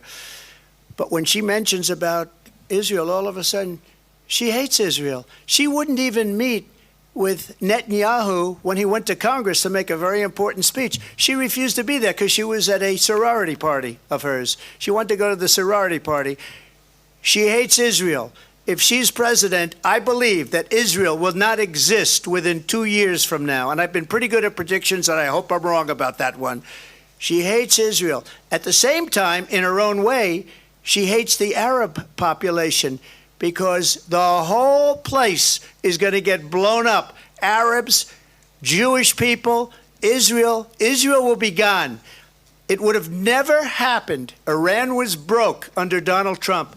Now Iran has $300 billion because they took off all the sanctions that I had. Iran had no money for Hamas or Hezbollah or any of the 28 different spheres of terror. And they are spheres of terror, horrible terror. They had no money. It was a big story, and you know it. You covered it very well, actually. They had no money for terror. They were broke. Now they're a rich nation, and now what they're doing is they're spreading that money around. Look at what's happening with the Houthis and Yemen. Look at what's going on in the Middle East. This would have never happened. I will get that settled and fast, and I'll get the war with Ukraine and Russia ended. If I'm president-elect, I'll get it done before even becoming president. Vice President Harris, he says you hate Israel. That's absolutely not true. I have my entire career and life supported Israel and the Israeli people. He knows that. He's trying to, again, divide and distract from the reality, which is it is very well known that Donald Trump is weak and wrong on national security and foreign policy. It is well known that he admires dictators, wants to be a dictator on day one, according to himself. It is well known that he said of Putin that he can do whatever the hell he wants and go into Ukraine. It is well known that he said when Russia went into Ukraine, it was brilliant. It is well known he exchanged love letters with Kim Jong-un. And it is absolutely well known that these dictators and autocrats are rooting for you to be president again because they're so clear. They can manipulate you with flattery and favors. And that is why so many military leaders who you have worked with have told me you are a disgrace.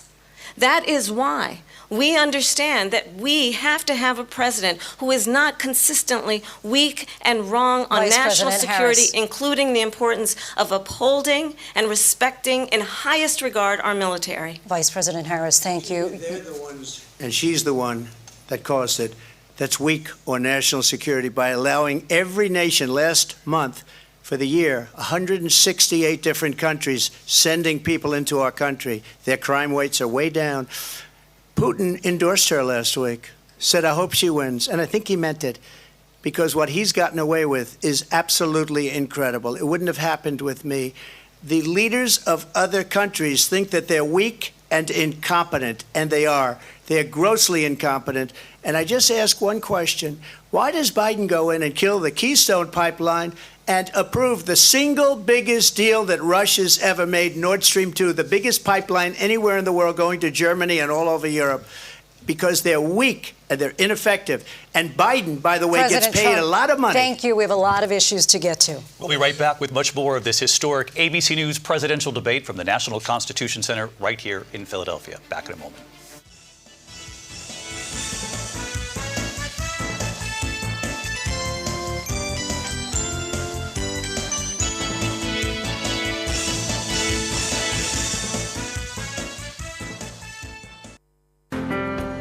Your family deserves the best. And at SuperMed Family of Pharmacies with locations across Kingston, St. Mary, Portland, and St. Thomas, they work to provide you with quality products and service to help you take care of yourself and the ones you love. Join the family. Super happy, super healthy SuperMed. Outperform, outlast, with top performance, Jackama, reliable, full stop, not comma. We have the expertise for drilling and demolition. We have the power tools for plumbers and electricians. Fancy select tools, 3 parts and 3 repairs. 3 parts, 3 repairs. 2 to 3 years. Hilton, available at Delta Supply, 106 Hagley Park Road. Call us at 876-302-6111-4. Delta Supply, we service what we sell. For all your electrical needs, visit ABC Electrical Sales.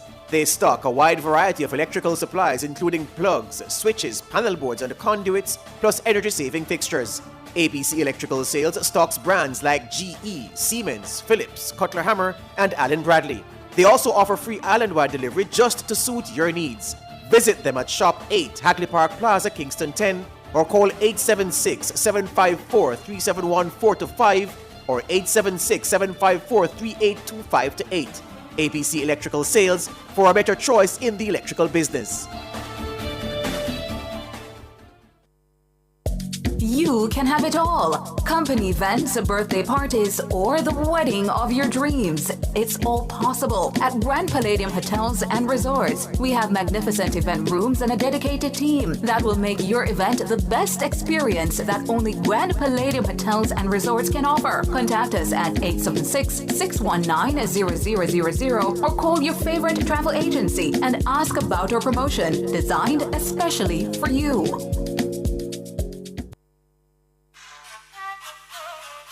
Pack it on a budget, so me reach KFC. New crunchy box meal. That for me a piece of chicken, 2 wings, biscuit, and a drink. Crunchy box of the flavor, so we make the lid. Value for your money, flavor and the taste. KFC, crunchy box run the place. So much variety, the box now no space. KFC, crunchy box run the place. Crunch your craving with the new KFC Crunchy Box. A piece of delicious chicken, 2 hot wings, biscuit, and Pepsi for only $850. KFC is finger-licking good. Your family deserves the best. And at SuperMed Family of Pharmacies with locations across Kingston, St. Mary, Portland, and St. Thomas, they work to provide you with quality products and service to help you take care of yourself and the ones you love. Join the family. Super happy, super healthy SuperMed. Korean solid surface, so versatile and beautiful. It's non-porous, no sealing necessary, renewable and repairable, so easy to clean and maintain, and can be thermoformed into any shape. Choose Korean, the #1 solid surface in the world, when you want beauty and the best for your countertop. Visit Home International Limited, located at 104 Constance Ring Road. Telephone 755-1970 or 924-0437. Experience unmatched performance and ultimate control with KYB shocks from Bird's Auto Parts. KYB shocks are perfect for every ride. Choose from our wide range of shocks such as Gas Adjust, Scorch Force, and XLG, which provide superior handling and stability on all terrain. For a smoother, safer, and more reliable drive, choose KYB. Available now at Bird's Auto Parts. Get 15% off your purchase of 2 or more KYB shocks. August 9 to November 8. It hurts if you don't check Birds. Baby, we know how important it is to keep you dry and comfortable. At Huggies, we've made it our mission to have the perfect diaper to give you a soft and gentle experience. And even better, a 1-up 100% leak-proof protection, even from blowouts. Whether it's playtime, nap time, or bedtime, Huggies keeps you happy. So you can focus on making memories, not messes. Huggies, we got you, baby.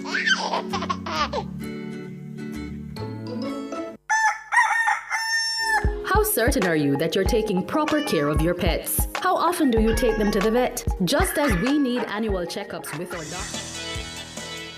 Mr. President, it has been the position of the Biden administration that we must defend Ukraine from Russia, from Vladimir Putin, to defend their sovereignty, their democracy, that it's in America's best interest to do so, arguing that if Putin wins, he may be emboldened to move even further into other countries. You have said you would solve this war in 24 hours. You said so just before the break tonight.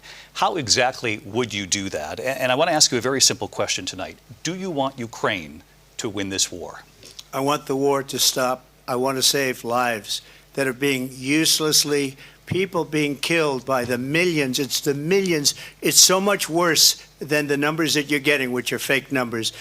Look, we're in for 250 billion or more because they don't ask Europe, which is a much bigger beneficiary to getting this thing done than we are. They're in for $150 billion less because Biden and you don't have the courage to ask Europe like I did with NATO. They paid billions and billions, hundreds of billions of dollars when I said, either you pay up or we're not going to protect you anymore. So that's maybe one of the reasons they don't like me as much as they like weak people. But you take a look at what's happening. We're in for 250 to 275 billion. They're into 100 to 150. They should be forced to equalize. With that being said, I want to get the war settled. I know Zelensky very well, and I know Putin very well. I have a good relationship, and they respect your president, okay? They respect me. They don't respect Biden. How would you respect him? Why? For what reason? He hasn't even made a phone call in 2 years to Putin, hasn't spoken to anybody. They don't even try and get it. That is a war that's dying to be settled. I will get it settled before I even become president. If I win, when I'm president-elect, and what I'll do is I'll speak to one, I'll speak to the other, I'll get them together. That war would have never happened. And in fact, when I saw Putin after I left, unfortunately left because our country has gone to hell. But after I left, when I saw him building up soldiers, he did it after I left, I said, oh, he must be negotiating. It must be a good, strong point of negotiation. Well, it wasn't, because Biden had no idea how to talk to him. He had no idea how to stop it. And now you have millions of people dead, and it's only getting worse, and it could lead to World War III. Don't kid yourself, David. We're playing with World War III, and we have a president that we don't even know if he's... Where is our president? We don't even know if he's a president. And just to clarify they here... threw him out of a campaign like a dog. We don't even know. Is he our president? But we have a president, Mr. President, that doesn't know he's alive. Your time is up. Just to clarify in the question, do you believe it's in the U.S. best interest for Ukraine to win this war, yes or no? I think it's the U.S. best interest to get this war finished and just get it done. All right. Negotiate a deal, because we have to stop all of these human lives from being destroyed. I want to take this to Vice President Harris. I want to get your thoughts on support for Ukraine in this moment, but also, as Commander-in-Chief, if elected, how would you deal with Vladimir Putin, and would it be any different from what we're seeing from President Biden? Well, first of all, it's important to remind the former president you're not running against Joe Biden, you're running against me. I believe the reason that Donald Trump says that this war would be over within 24 hours is because he would just give it up. And that's not who we are as Americans. Let's understand what happened here. I actually met with Zelensky a few days before Russia invaded, tried through force to change territorial boundaries, to defy one of the most important international rules and norms, which is the importance of sovereignty and territorial integrity. And I met with President Zelensky. I shared with him American intelligence about how he could defend himself. Days later, I went to NATO's eastern flank, to Poland and Romania. And through the work that I and others did, we brought 50 countries together to support Ukraine in its righteous defense. And because of our support, because of the air defense, the ammunition, the artillery, the javelins, the Abrams tanks that we have provided, Ukraine stands as an independent and free country. If Donald Trump were president, Putin would be sitting in Kyiv right now. And understand what that would mean, because Putin's agenda is not just about Ukraine. Understand why the European allies and our NATO allies are so thankful that you are no longer president, and that we understand the importance of the greatest military alliance the world has ever known, which is NATO, and what we have done to preserve the ability of Zelensky and the Ukrainians to fight for their independence. Otherwise, Putin would be sitting in Kyiv with his eyes on the rest of Europe, starting with Poland. And why don't you tell the 800,000 Polish Americans right here in Pennsylvania how quickly you would give up for the sake of favor and what you think is a friendship with what is known to be a dictator who would eat you for lunch. Vice President Harris, thank you. We've heard from both of you on Ukraine tonight. Afghanistan came up in the last hour. I wanted her to respond to something you said earlier, and please, I'll give you a minute here. Putin would be sitting in Moscow, and he wouldn't have lost 300,000 men and women, but he would have been sitting in Moscow. Quiet, please. He would have been sitting in Moscow, much happier than he is right now. But eventually, you know, he's got a thing that other people don't have. He's got nuclear weapons. They don't ever talk about that. He's got nuclear weapons. Nobody ever thinks about that. And eventually, maybe he'll use them, and maybe he hasn't been that threatening, but he does have that. Something we don't even like to talk about. Nobody likes to talk about it. But just so you understand, they sent her to negotiate peace before this war started. 3 days later, he went in and he started the war because everything they said was weak and stupid. They said the wrong things. That war should have never started. She was the emissary. They sent her in to negotiate with Zelensky and Putin, and she did. And the war started 3 days later. And that's the kind of talent we have with her. She's worse than Biden. In my opinion, I think he's the worst president in the history of our country. She goes down as the worst vice president in the history of our country. But let me tell you something. She is a horrible negotiator. They sent her in to negotiate. As soon as they left, Putin did the invasion. President Trump, thank you. You did bring up something. You said she went to negotiate with Vladimir Putin. Vice President Harris, have you ever met Vladimir Putin? Can you clarify tonight? Yet again, I said it at the beginning of this debate, you're going to hear a bunch of lies coming from this fellow. And that is another one. When I went to meet with President Zelensky, I've now met with him over 5 times. The reality is it has been about standing as America always should, as a leader upholding international rules and norms, as a leader who shows strength, understanding that the alliances we have around the world are dependent on our ability to look out for our friends and not favor our enemies because you adore strongmen instead of caring about democracy. And that is very much what is at stake here. The President of the United States is Commander-in-Chief. And the American people have a right to rely on a president who understands the significance of America's role and responsibility in terms of ensuring that there is stability and ensuring we stand up for our principles and not sell them for the benefit of personal flattery. We've talked about Ukraine and Vladimir Putin. I do want to talk about Afghanistan. It came up in the first hour of this debate. I want to move on to Afghanistan. Said Trump did the most amazing thing I've ever seen. He got these countries, the 28 countries at the time, to pay up. He said, I've never seen, he's the head of NATO. He said, I've never seen. For years, we were paying almost all of NATO. We were being ripped off by European nations, both on trade and on NATO. I got them to pay up by saying one of the statements you made before, if you don't pay, we're not going to protect you. President Otherwise, Trump. we would have never gotten it. He said it was one of the most incredible jobs that he's ever seen done. Thank you. I want to turn to Afghanistan. It came up in the first hour of the debate, and we witnessed a poignant moment today on Capitol Hill, honoring the soldiers who died in the chaotic withdrawal from Afghanistan. I do want to ask the Vice President, do you believe you bear any responsibility in the way that withdrawal played out? Well, I will tell you, I agreed with President Biden's decision to pull out of Afghanistan. 4 presidents said they would, and Joe Biden did. And as a result, America's taxpayers are not paying the $300 million a day we were paying for that endless war. And as of today, there is not one member of the United States military who is in active duty in a combat zone in any war zone around the world, the first time this century. But let's understand how we got to where we are. Donald Trump, when he was president, negotiated one of the weakest deals you can imagine. He calls himself a deal maker. Even his national security advisor said it was a weak, terrible deal. And here's how it went down. He bypassed the Afghan government. He negotiated directly with a terrorist organization called the Taliban.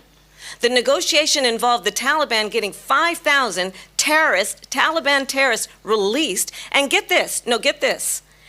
And the president at the time invited the Taliban to Camp David, a place of storied significance for us as Americans, a place where we honor the importance of American diplomacy, where we invite and receive respected world leaders. And this former president, as president, invited them to Camp David because he does not again appreciate the role and responsibility of the President of the United States to be commander-in-chief with a level of respect. And this gets back to the point of how he has consistently disparaged and demeaned members of our military, fallen soldiers, and the work that we must do to uphold the strength and the respect of the United States of America around the world. Vice President Harris, thank you. President Trump, your response to her saying that you began the negotiations with the Taliban. So if you take a look at that period of time, the Taliban was killing our soldiers, a lot of them, with snipers. And I got involved with the Taliban because the Taliban was doing the killing. That's the fighting force within Afghanistan. They don't bother doing that because, they deal with the wrong people all the time. But I got involved. And Abdul is the head of the Taliban. He is still the head of the Taliban. And I told Abdul, don't do it anymore. You do it anymore, you're going to have problems. And he said, why do you send me a picture of my house? I said, you're going to have to figure that out, Abdul. And for 18 months, we had nobody killed. We did have an agreement negotiated by Mike Pompeo.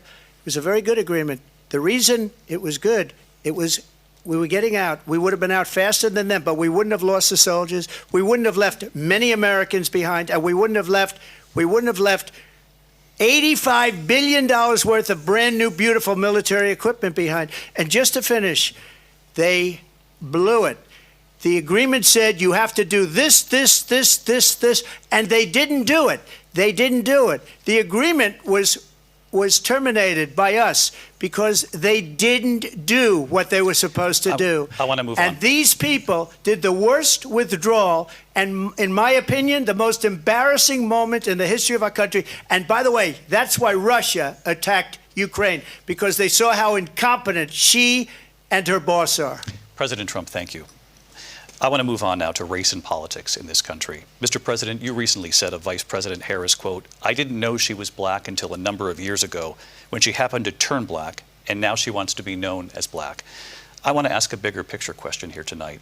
Why do you believe it's appropriate to weigh in on the racial identity of your opponent? I don't, and I don't care.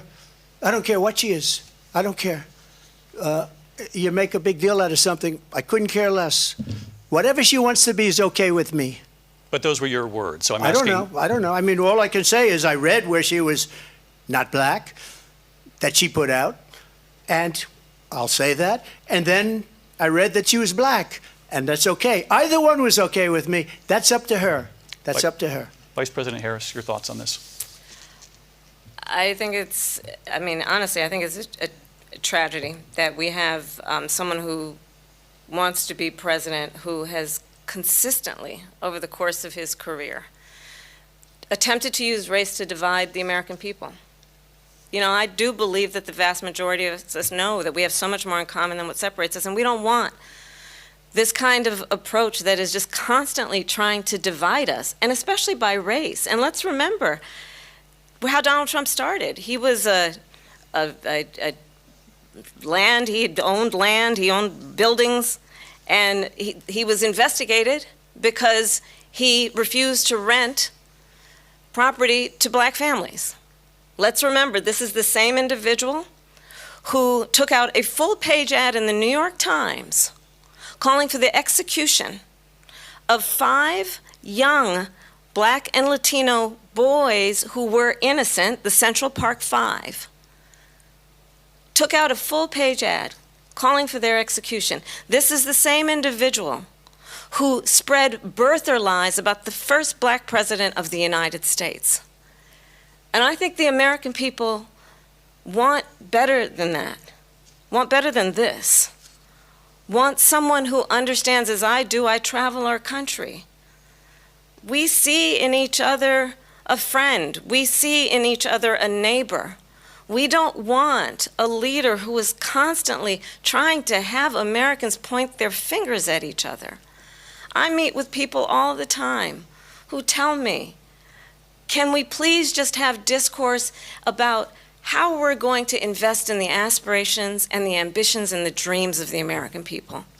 Knowing that regardless of people's color or the language their grandmother speaks, we all have the same dreams and aspirations and want a president who invests in those, not in hate and division.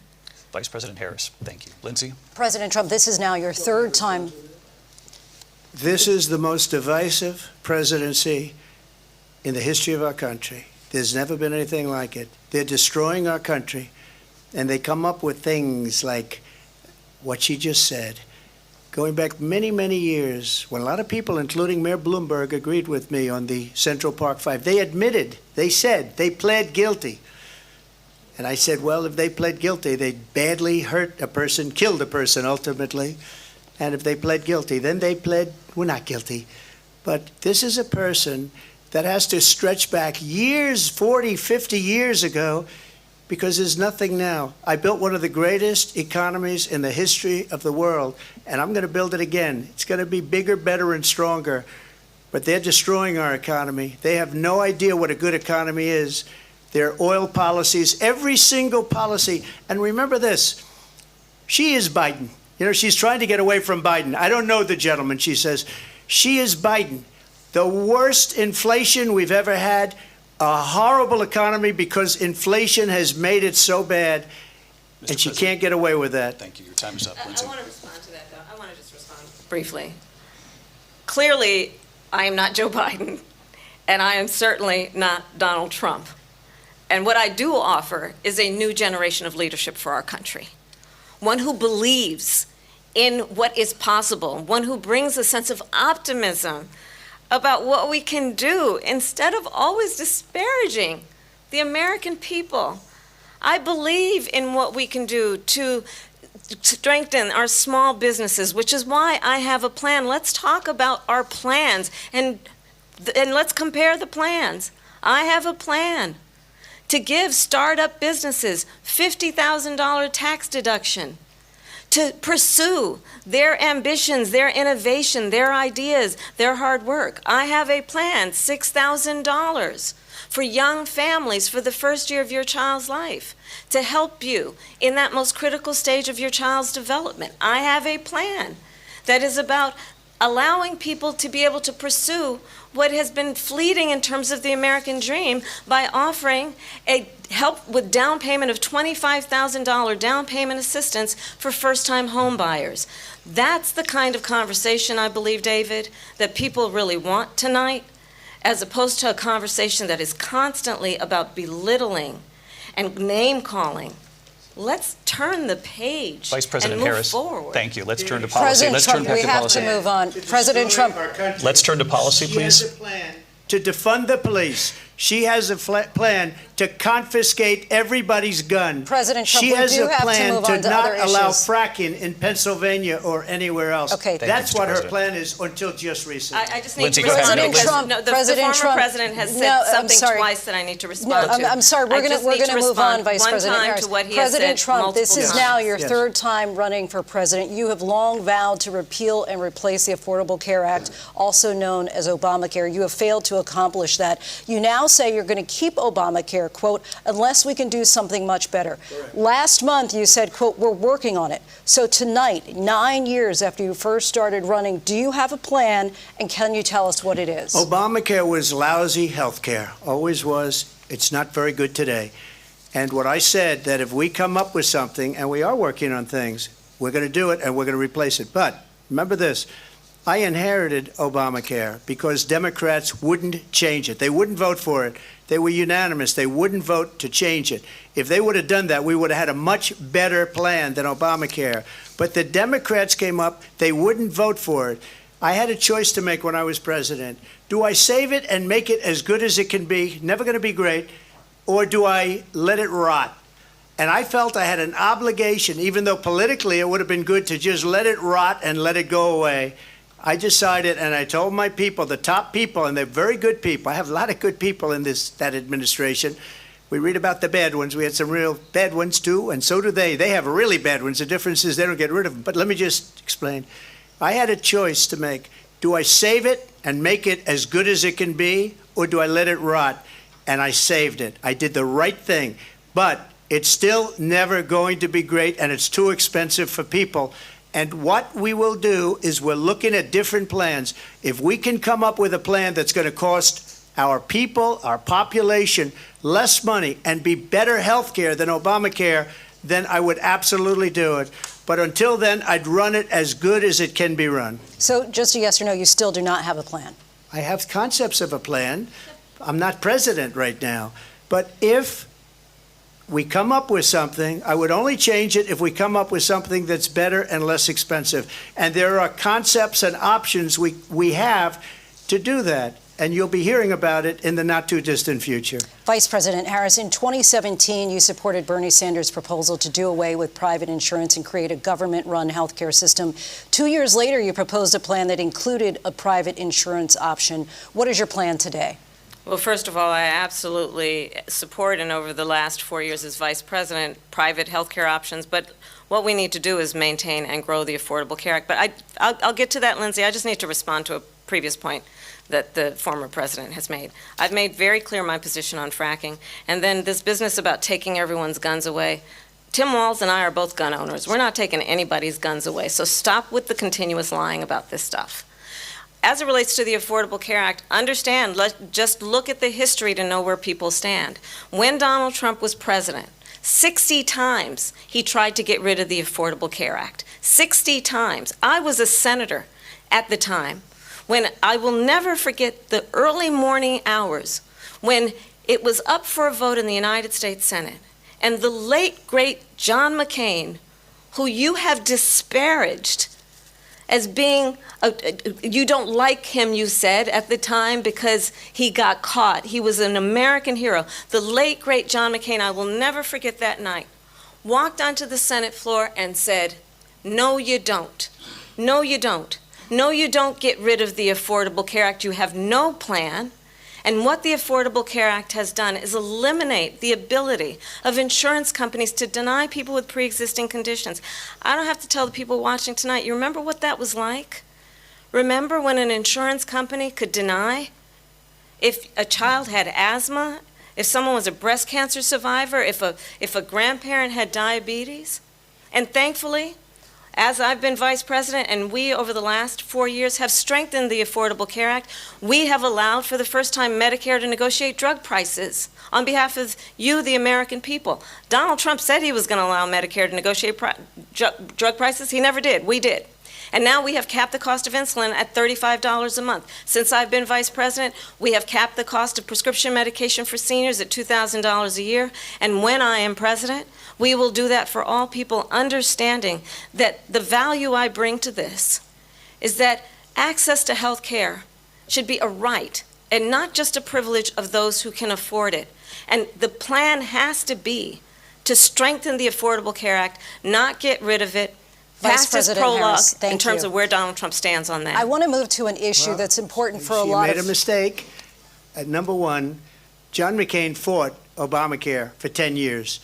But it wasn't only him. It were all of the Democrats that kept it going. And you know what? We can do much better than Obamacare, much less money. But she won't improve private insurance for people, private medical insurance. That's another thing she doesn't want to get. People are paying privately for insurance that have worked hard and made money, and they want to have private. She wants everybody to be on government insurance where you wait 6 months for an operation that you need immediately. President Trump, thank you. We have another issue that we'd like to get to that's important for a number of Americans, in particular younger voters, and that's climate change. President Trump, with regard to the environment, you say that we have to have clean air and clean water. Vice President Harris, you call climate change an existential threat. The question to you both tonight is, what would you do to fight climate change? And Vice President Harris, we'll start with you. 1 minute for you each. Well, the former president had said that climate change is a hoax. And what we know is that it is very real. You ask anyone who lives in a state who has experienced these extreme weather occurrences, who now is either being denied home insurance or it's being jacked up. You ask anybody who has been the victim of what that means in terms of losing their home, having nowhere to go. We know that we can actually deal with this issue. The young people of America care deeply about this issue. And I am proud that as vice president over the last 4 years, we have invested $1 trillion in a clean energy economy, while we have also increased domestic gas production to historic levels. We have created over 800,000 new manufacturing jobs while I have been vice president. We have invested in clean energy to the point that we are opening up factories around the world. Donald Trump said he was going to create manufacturing jobs. He lost manufacturing jobs. And I'm also proud to have the endorsement of the United Auto Workers and Sean Fain, who also know that part of building a clean energy economy includes investing in American-made products, American automobiles. It includes growing what we can do around American manufacturing and opening up auto plants, not closing them like happened under Donald Trump. Vice President Harris, thank you. That didn't happen under Donald Trump. Let me just tell you, they lost 10,000 manufacturing jobs this last month. it's going. They're all leaving.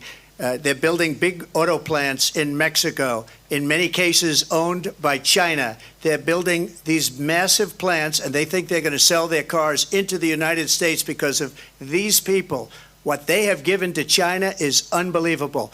But we're not going to let that. We'll put tariffs on those cars so they can't come into our country, because they will kill the United Auto Workers and any auto worker, whether it's in Detroit or South Carolina or any other place.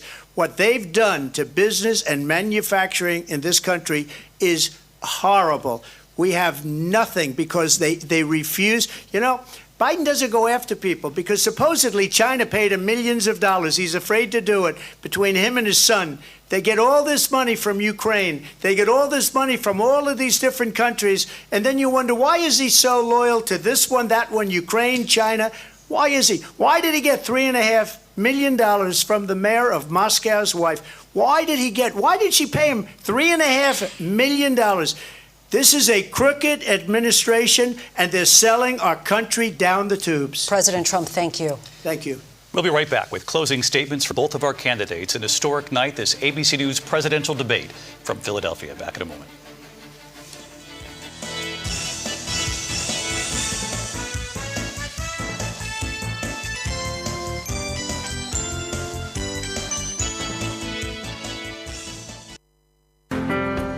Your family deserves the best. And at SuperMed Family of Pharmacies with locations across Kingston, St. Mary, Portland, and St. Thomas, they work to provide you with quality products and service to help you take care of yourself and the ones you love. Join the family. Super happy, super healthy SuperMed.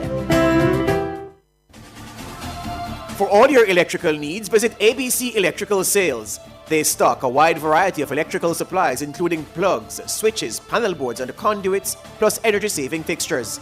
ABC Electrical Sales stocks brands like GE, Siemens, Philips, Cutler Hammer, and Allen Bradley.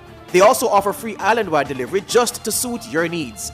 Visit them at Shop 8, Hagley Park Plaza, Kingston 10, or call 876-754-3714-5 or 876-754-3825-8. ABC Electrical Sales, for a better choice in the electrical business. You've weathered the storm, but rebuilding and preparing for back to school have taken a toll. It's time to get some money in your pocket. At Chris & Charles, we understand your financial needs. With just a quick call, you can access funds to catch up on bills and cover unexpected expenses. Our process is fast, simple, with funds deposited in your account in no time. Don't stress, get money in your pocket. Call 876-926-0609 or visit our website today. Conditions apply. When you think loans, think Chris & Charles. Share in the experience at Fontana Pharmacy. We have a wide variety of items in store just for you. Fill your prescriptions while you shop. And senior citizens enjoy 10% off.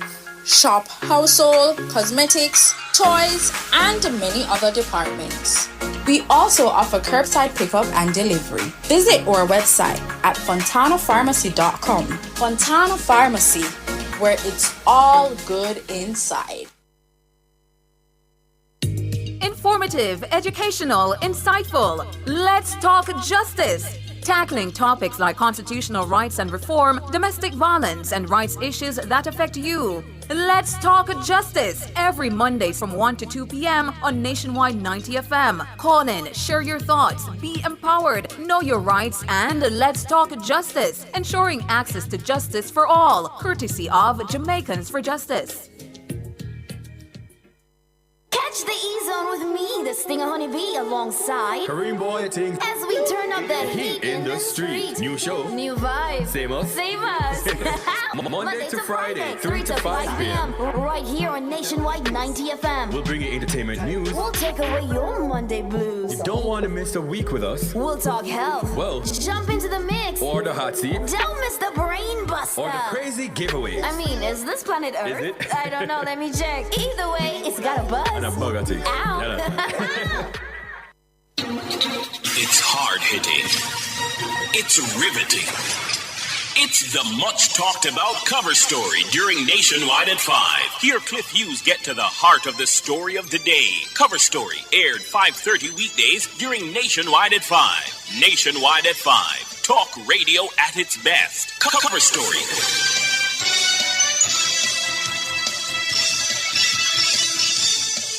Cover Story is brought to you by JTA Credit Union, serving our members, impacting lives positively. Multilink, roll with control. Use Multilink, safe, fast, and accepted in more locations.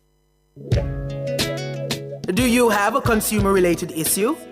Want to learn more about matters concerning you as a consumer? Well, keep it locked to Nationwide 90 FM for the Consumer Hour with me, Nora Gay Banton. Weekdays from 9 to 10 a.m. For all your consumer-centric matters, stay tuned to the Consumer Hour on Nationwide 90 FM, a revolution in media. As we grow older, there are many challenges that we have to confront, but these years can represent the best in our lives. Coming of Age during Nationwide this morning on Thursdays explores issues persons 50 and over confront. It also provides expert opinions on how we can improve the quality of our lives as we get older. That's coming. Philadelphia, Pennsylvania. Here again, David Muir and Lindsay Davis. Welcome back tonight. The time has come for closing statements, and Vice President Harris, we begin with you. So I think you've heard tonight two very different visions for our country. One that is focused on the future, and the other that is focused on the past, and an attempt to take us backward. But we're not going back. And I do believe that the American people know we all have so much more in common than what separates us. And we can chart a new way forward.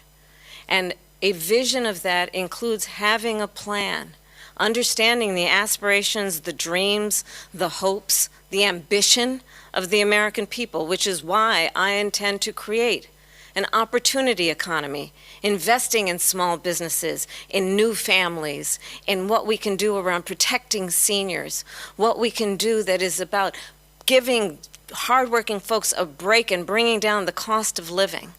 I believe in what we can do together that is about sustaining America's standing in the world and ensuring that we have the respect that we so rightly deserve, including respecting our military and ensuring we have the most lethal fighting force in the world.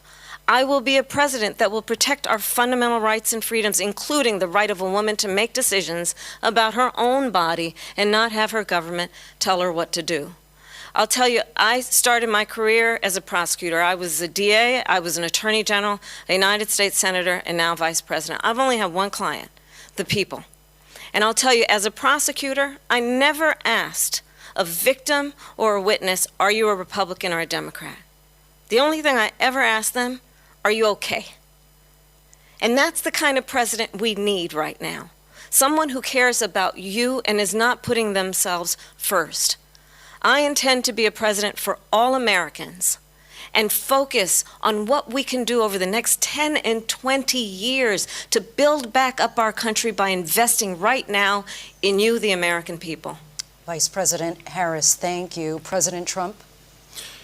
So she just started by saying she's going to do this, she's going to do that, she's going to do all these wonderful things. Why hasn't she done it?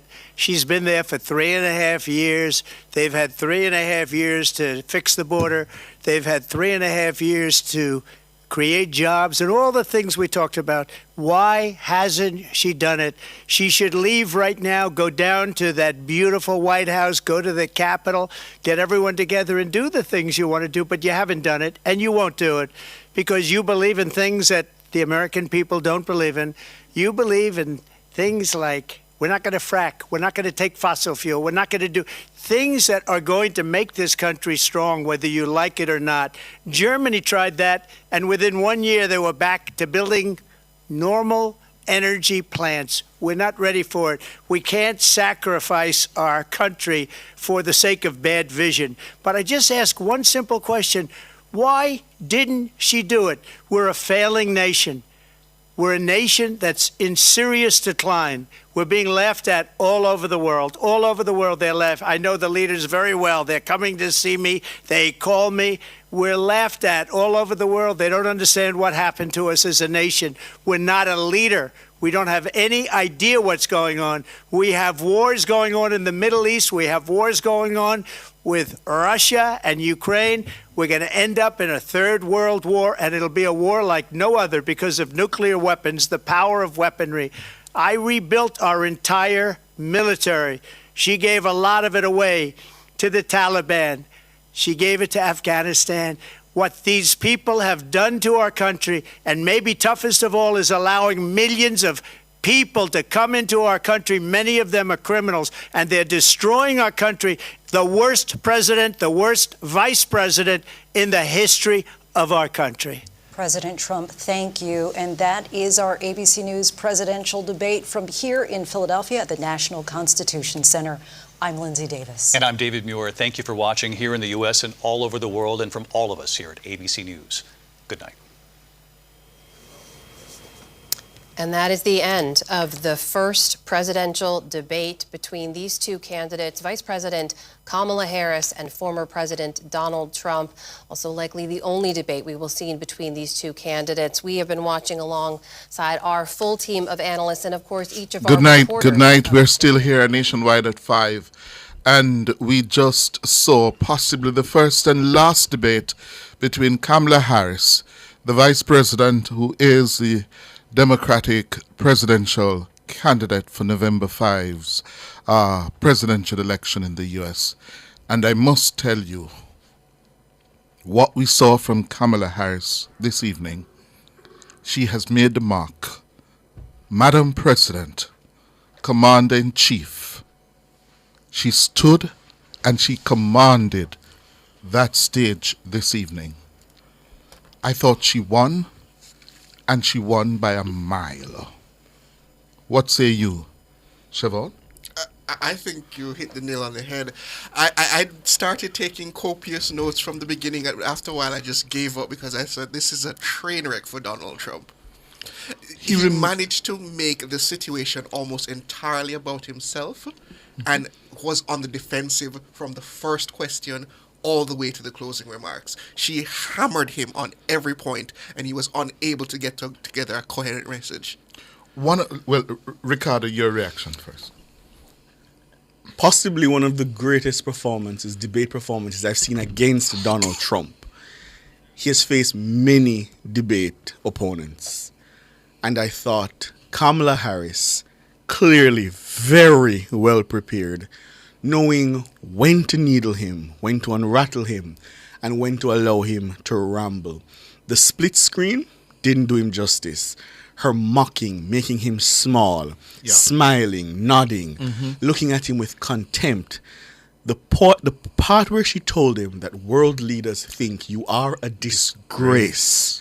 She prosecuted the case. And before the debate, I said, I needed to see her do that, show that she could be commander-in-chief. She left it all on the stage. I think she won. The other moment for me, when she said the likes of Putin, Xi Jinping, would have you for lunch. Yeah. Yeah?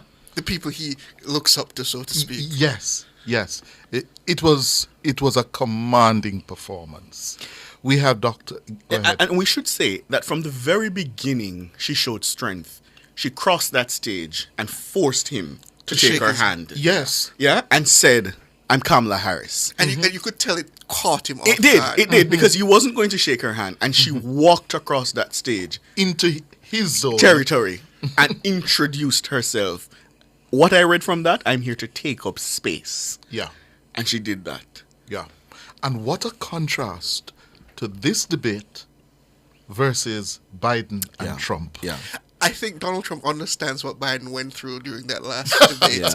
Yeah. Well, let me get some quick reactions. Dr. Karen Dunkley, Wayne Golding, and Professor Parker are with us. Dr. Dunkley, your reaction. Who won? Well, clearly the vice president was very prepared. Her points, especially around the plans. Now, let me just temper your feedback.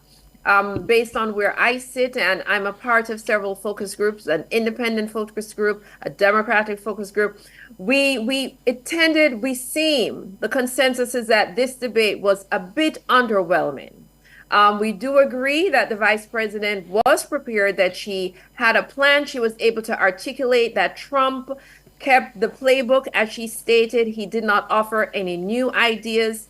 Unfortunately for him, he was fact-checked in real time. So if you look at the fact check, they said at least 77% versus her 42%. But initial reaction, what we're concerned about, Pennsylvania is a battleground state. Her plans on the economy, the $6,000 tax child credit, what will happen in terms of small businesses, housing. So she kept to what we're going to call her signature positions. Reproductive freedom, the rights in terms of abortion and a woman's right to choose and access seeing abortion as a healthcare issue, as well as looking at the tax issue and the energy issue. Fracking for us is really big. It may not land as well in the Caribbean for people to understand, but states like Pennsylvania, the Commonwealth, they really rely on fracking. And so the vice president has been very intelligent. In 2019, we saw a shift now in her position once she became Biden running mate. But for us, a bit underwhelming performance. We think for this debate, we understand the vice president, of course, was prepared, extremely intelligent with her answers, but overall, we were underwhelmed. Wayne Golding, your reaction? Well, I sort of have a different approach. As somebody who has spent his legal career as a defense attorney and work. Hold on, Wayne. Let's see if we can adjust. No, hold on. Let's see if we can adjust your line. You're coming a bit spotty. Let's go to Professor Parker. Professor? Yes. Your assessment. I thought she won the debate, but I thought she would win the debate. I thought that initially she was somewhat shaky, but grew more confident as she proceeded. He, on the other hand, seemed to be able to stay within the guardrails for the first 10 minutes, although you could feel him bumping up against them. And then after that, he just kind of went his way, his merry way. And there were just episodes that for anyone who has watched Donald Trump deteriorate mentally over the last several years would take as normative. Now, again, I don't know that this debate is going to be the decisive factor in voters' decisions about who will win. There are questions about electoral college votes versus popular votes, and there are questions about who will and won't be able to vote in certain states where there is active attempts to limit voter registration and voting. But this was, on balance, a win for her and for the Democrats. Okay. Wayne Golding, are you back? No. We haven't cleared up his line yet. Throughout the debate, Ricardo, Chevon, Karen, and Professor Parker, the moderators made an attempt, we saw tonight, to fact-check, Donald Trump, unlike the first debate. And they both started off strong on that point, but the moderator, the young lady, I don't remember her name. Lindsay Davis, she fell off as the debate went on. She became too deferral to the former president and simply allowed him to run over her when she should have taken command of the situation. Yeah, I agree. I saw that several times. In fact, she'd start a question and he'd just cut her off and ramble about something else that he wanted to respond to. And I don't think she gave as much opportunities to come out, the vice president, to do the same thing. But ultimately, it didn't hurt the vice president because when Trump was responding, he was rambling. And that is one of the things that made this debate particularly damaging for him. She successfully put him on trial. Yeah. Throughout the entire debate, all eyes were focused on him and how silly and how unable to articulate his points he came across. He didn't make any points in the economy because he had no coherent economic policy. In areas where he should have been strong, such as national security, immigration, he completely floundered because it became an attack on him and it forced him to essentially defend a presidential term that is long past. Yeah. And Professor Parker said something that I agree with. He was constrained in the first 10 or 15 minutes, and I think she realized that. And that's when she started to punch, to needle him. And then once that happened, I think that's when, as Professor said, he went off on his merry way. Yes. Wayne Golding? No. Okay. Dr. Dunkley, you want to react to that?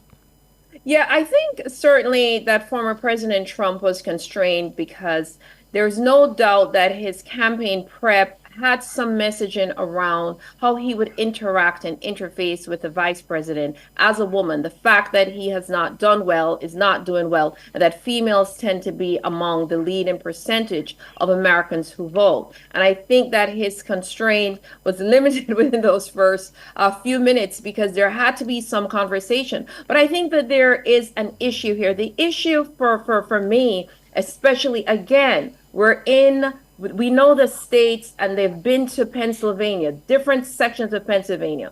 After watching this debate as an independent, if I were undecided, who would I vote for? And I think that hands down, regardless of any particular partisan proclivity, then the answer would have to be, again, VP Harris. Why? Because she says, I am a middle class American. I was raised as a middle class. And as a prosecutor, I've never listened. She started with, I am you. In me, you see yourselves. And she ended with, I've always worked on behalf of the people. And I think she made that argument in a compelling manner. She did it at every issue, whether or not it was on the economy, on healthcare, on the right to reproductive freedom, on international policies around immigration, coupling compassion with being sensitive to the crisis that's happening, and even in terms of the international relations.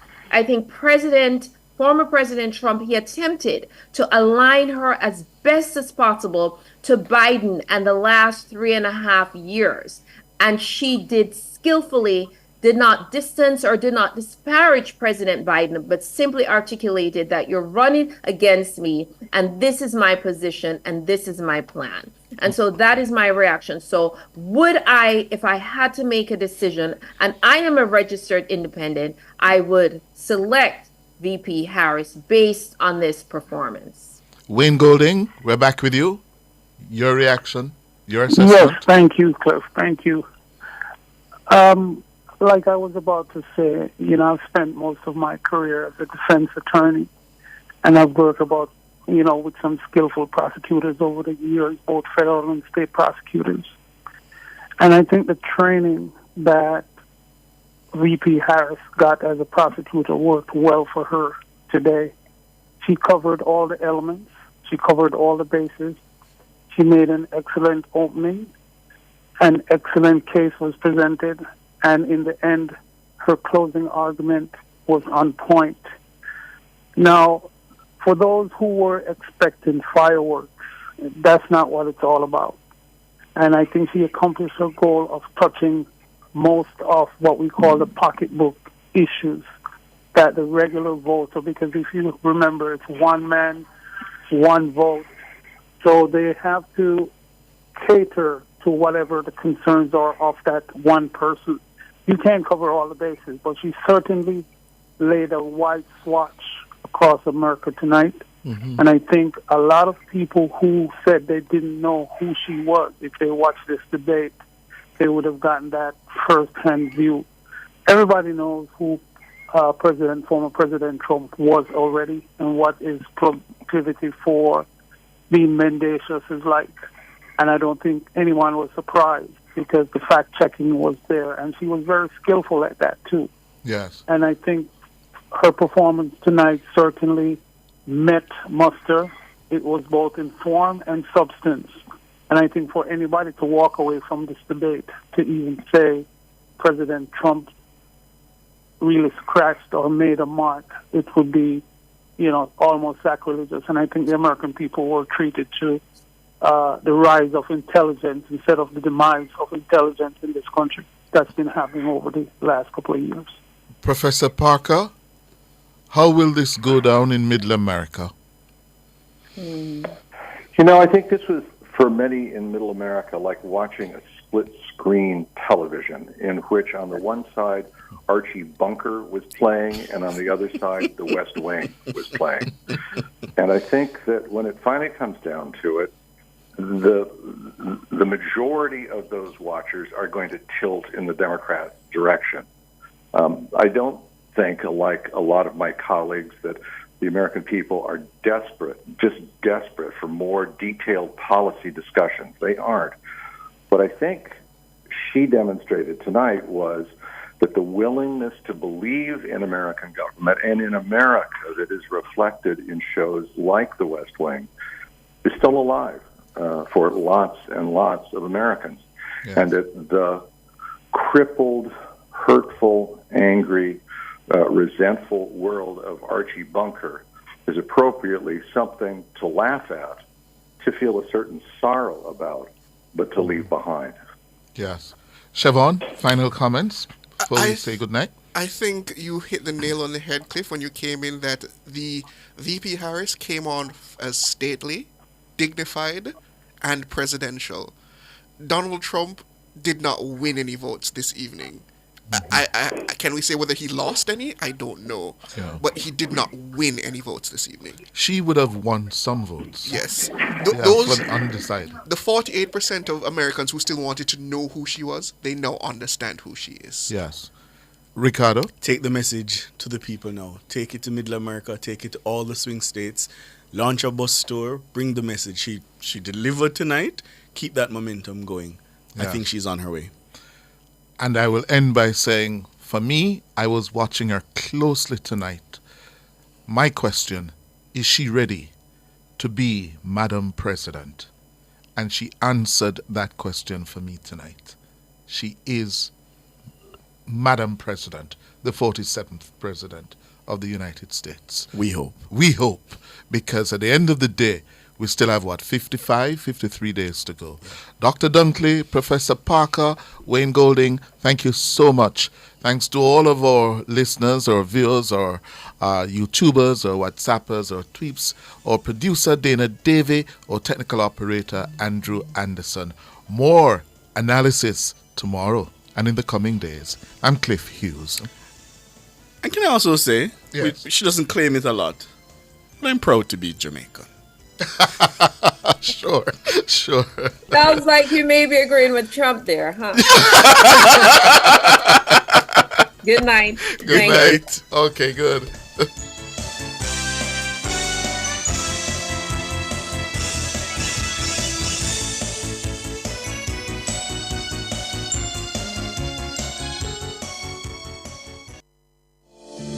Attention, all data protection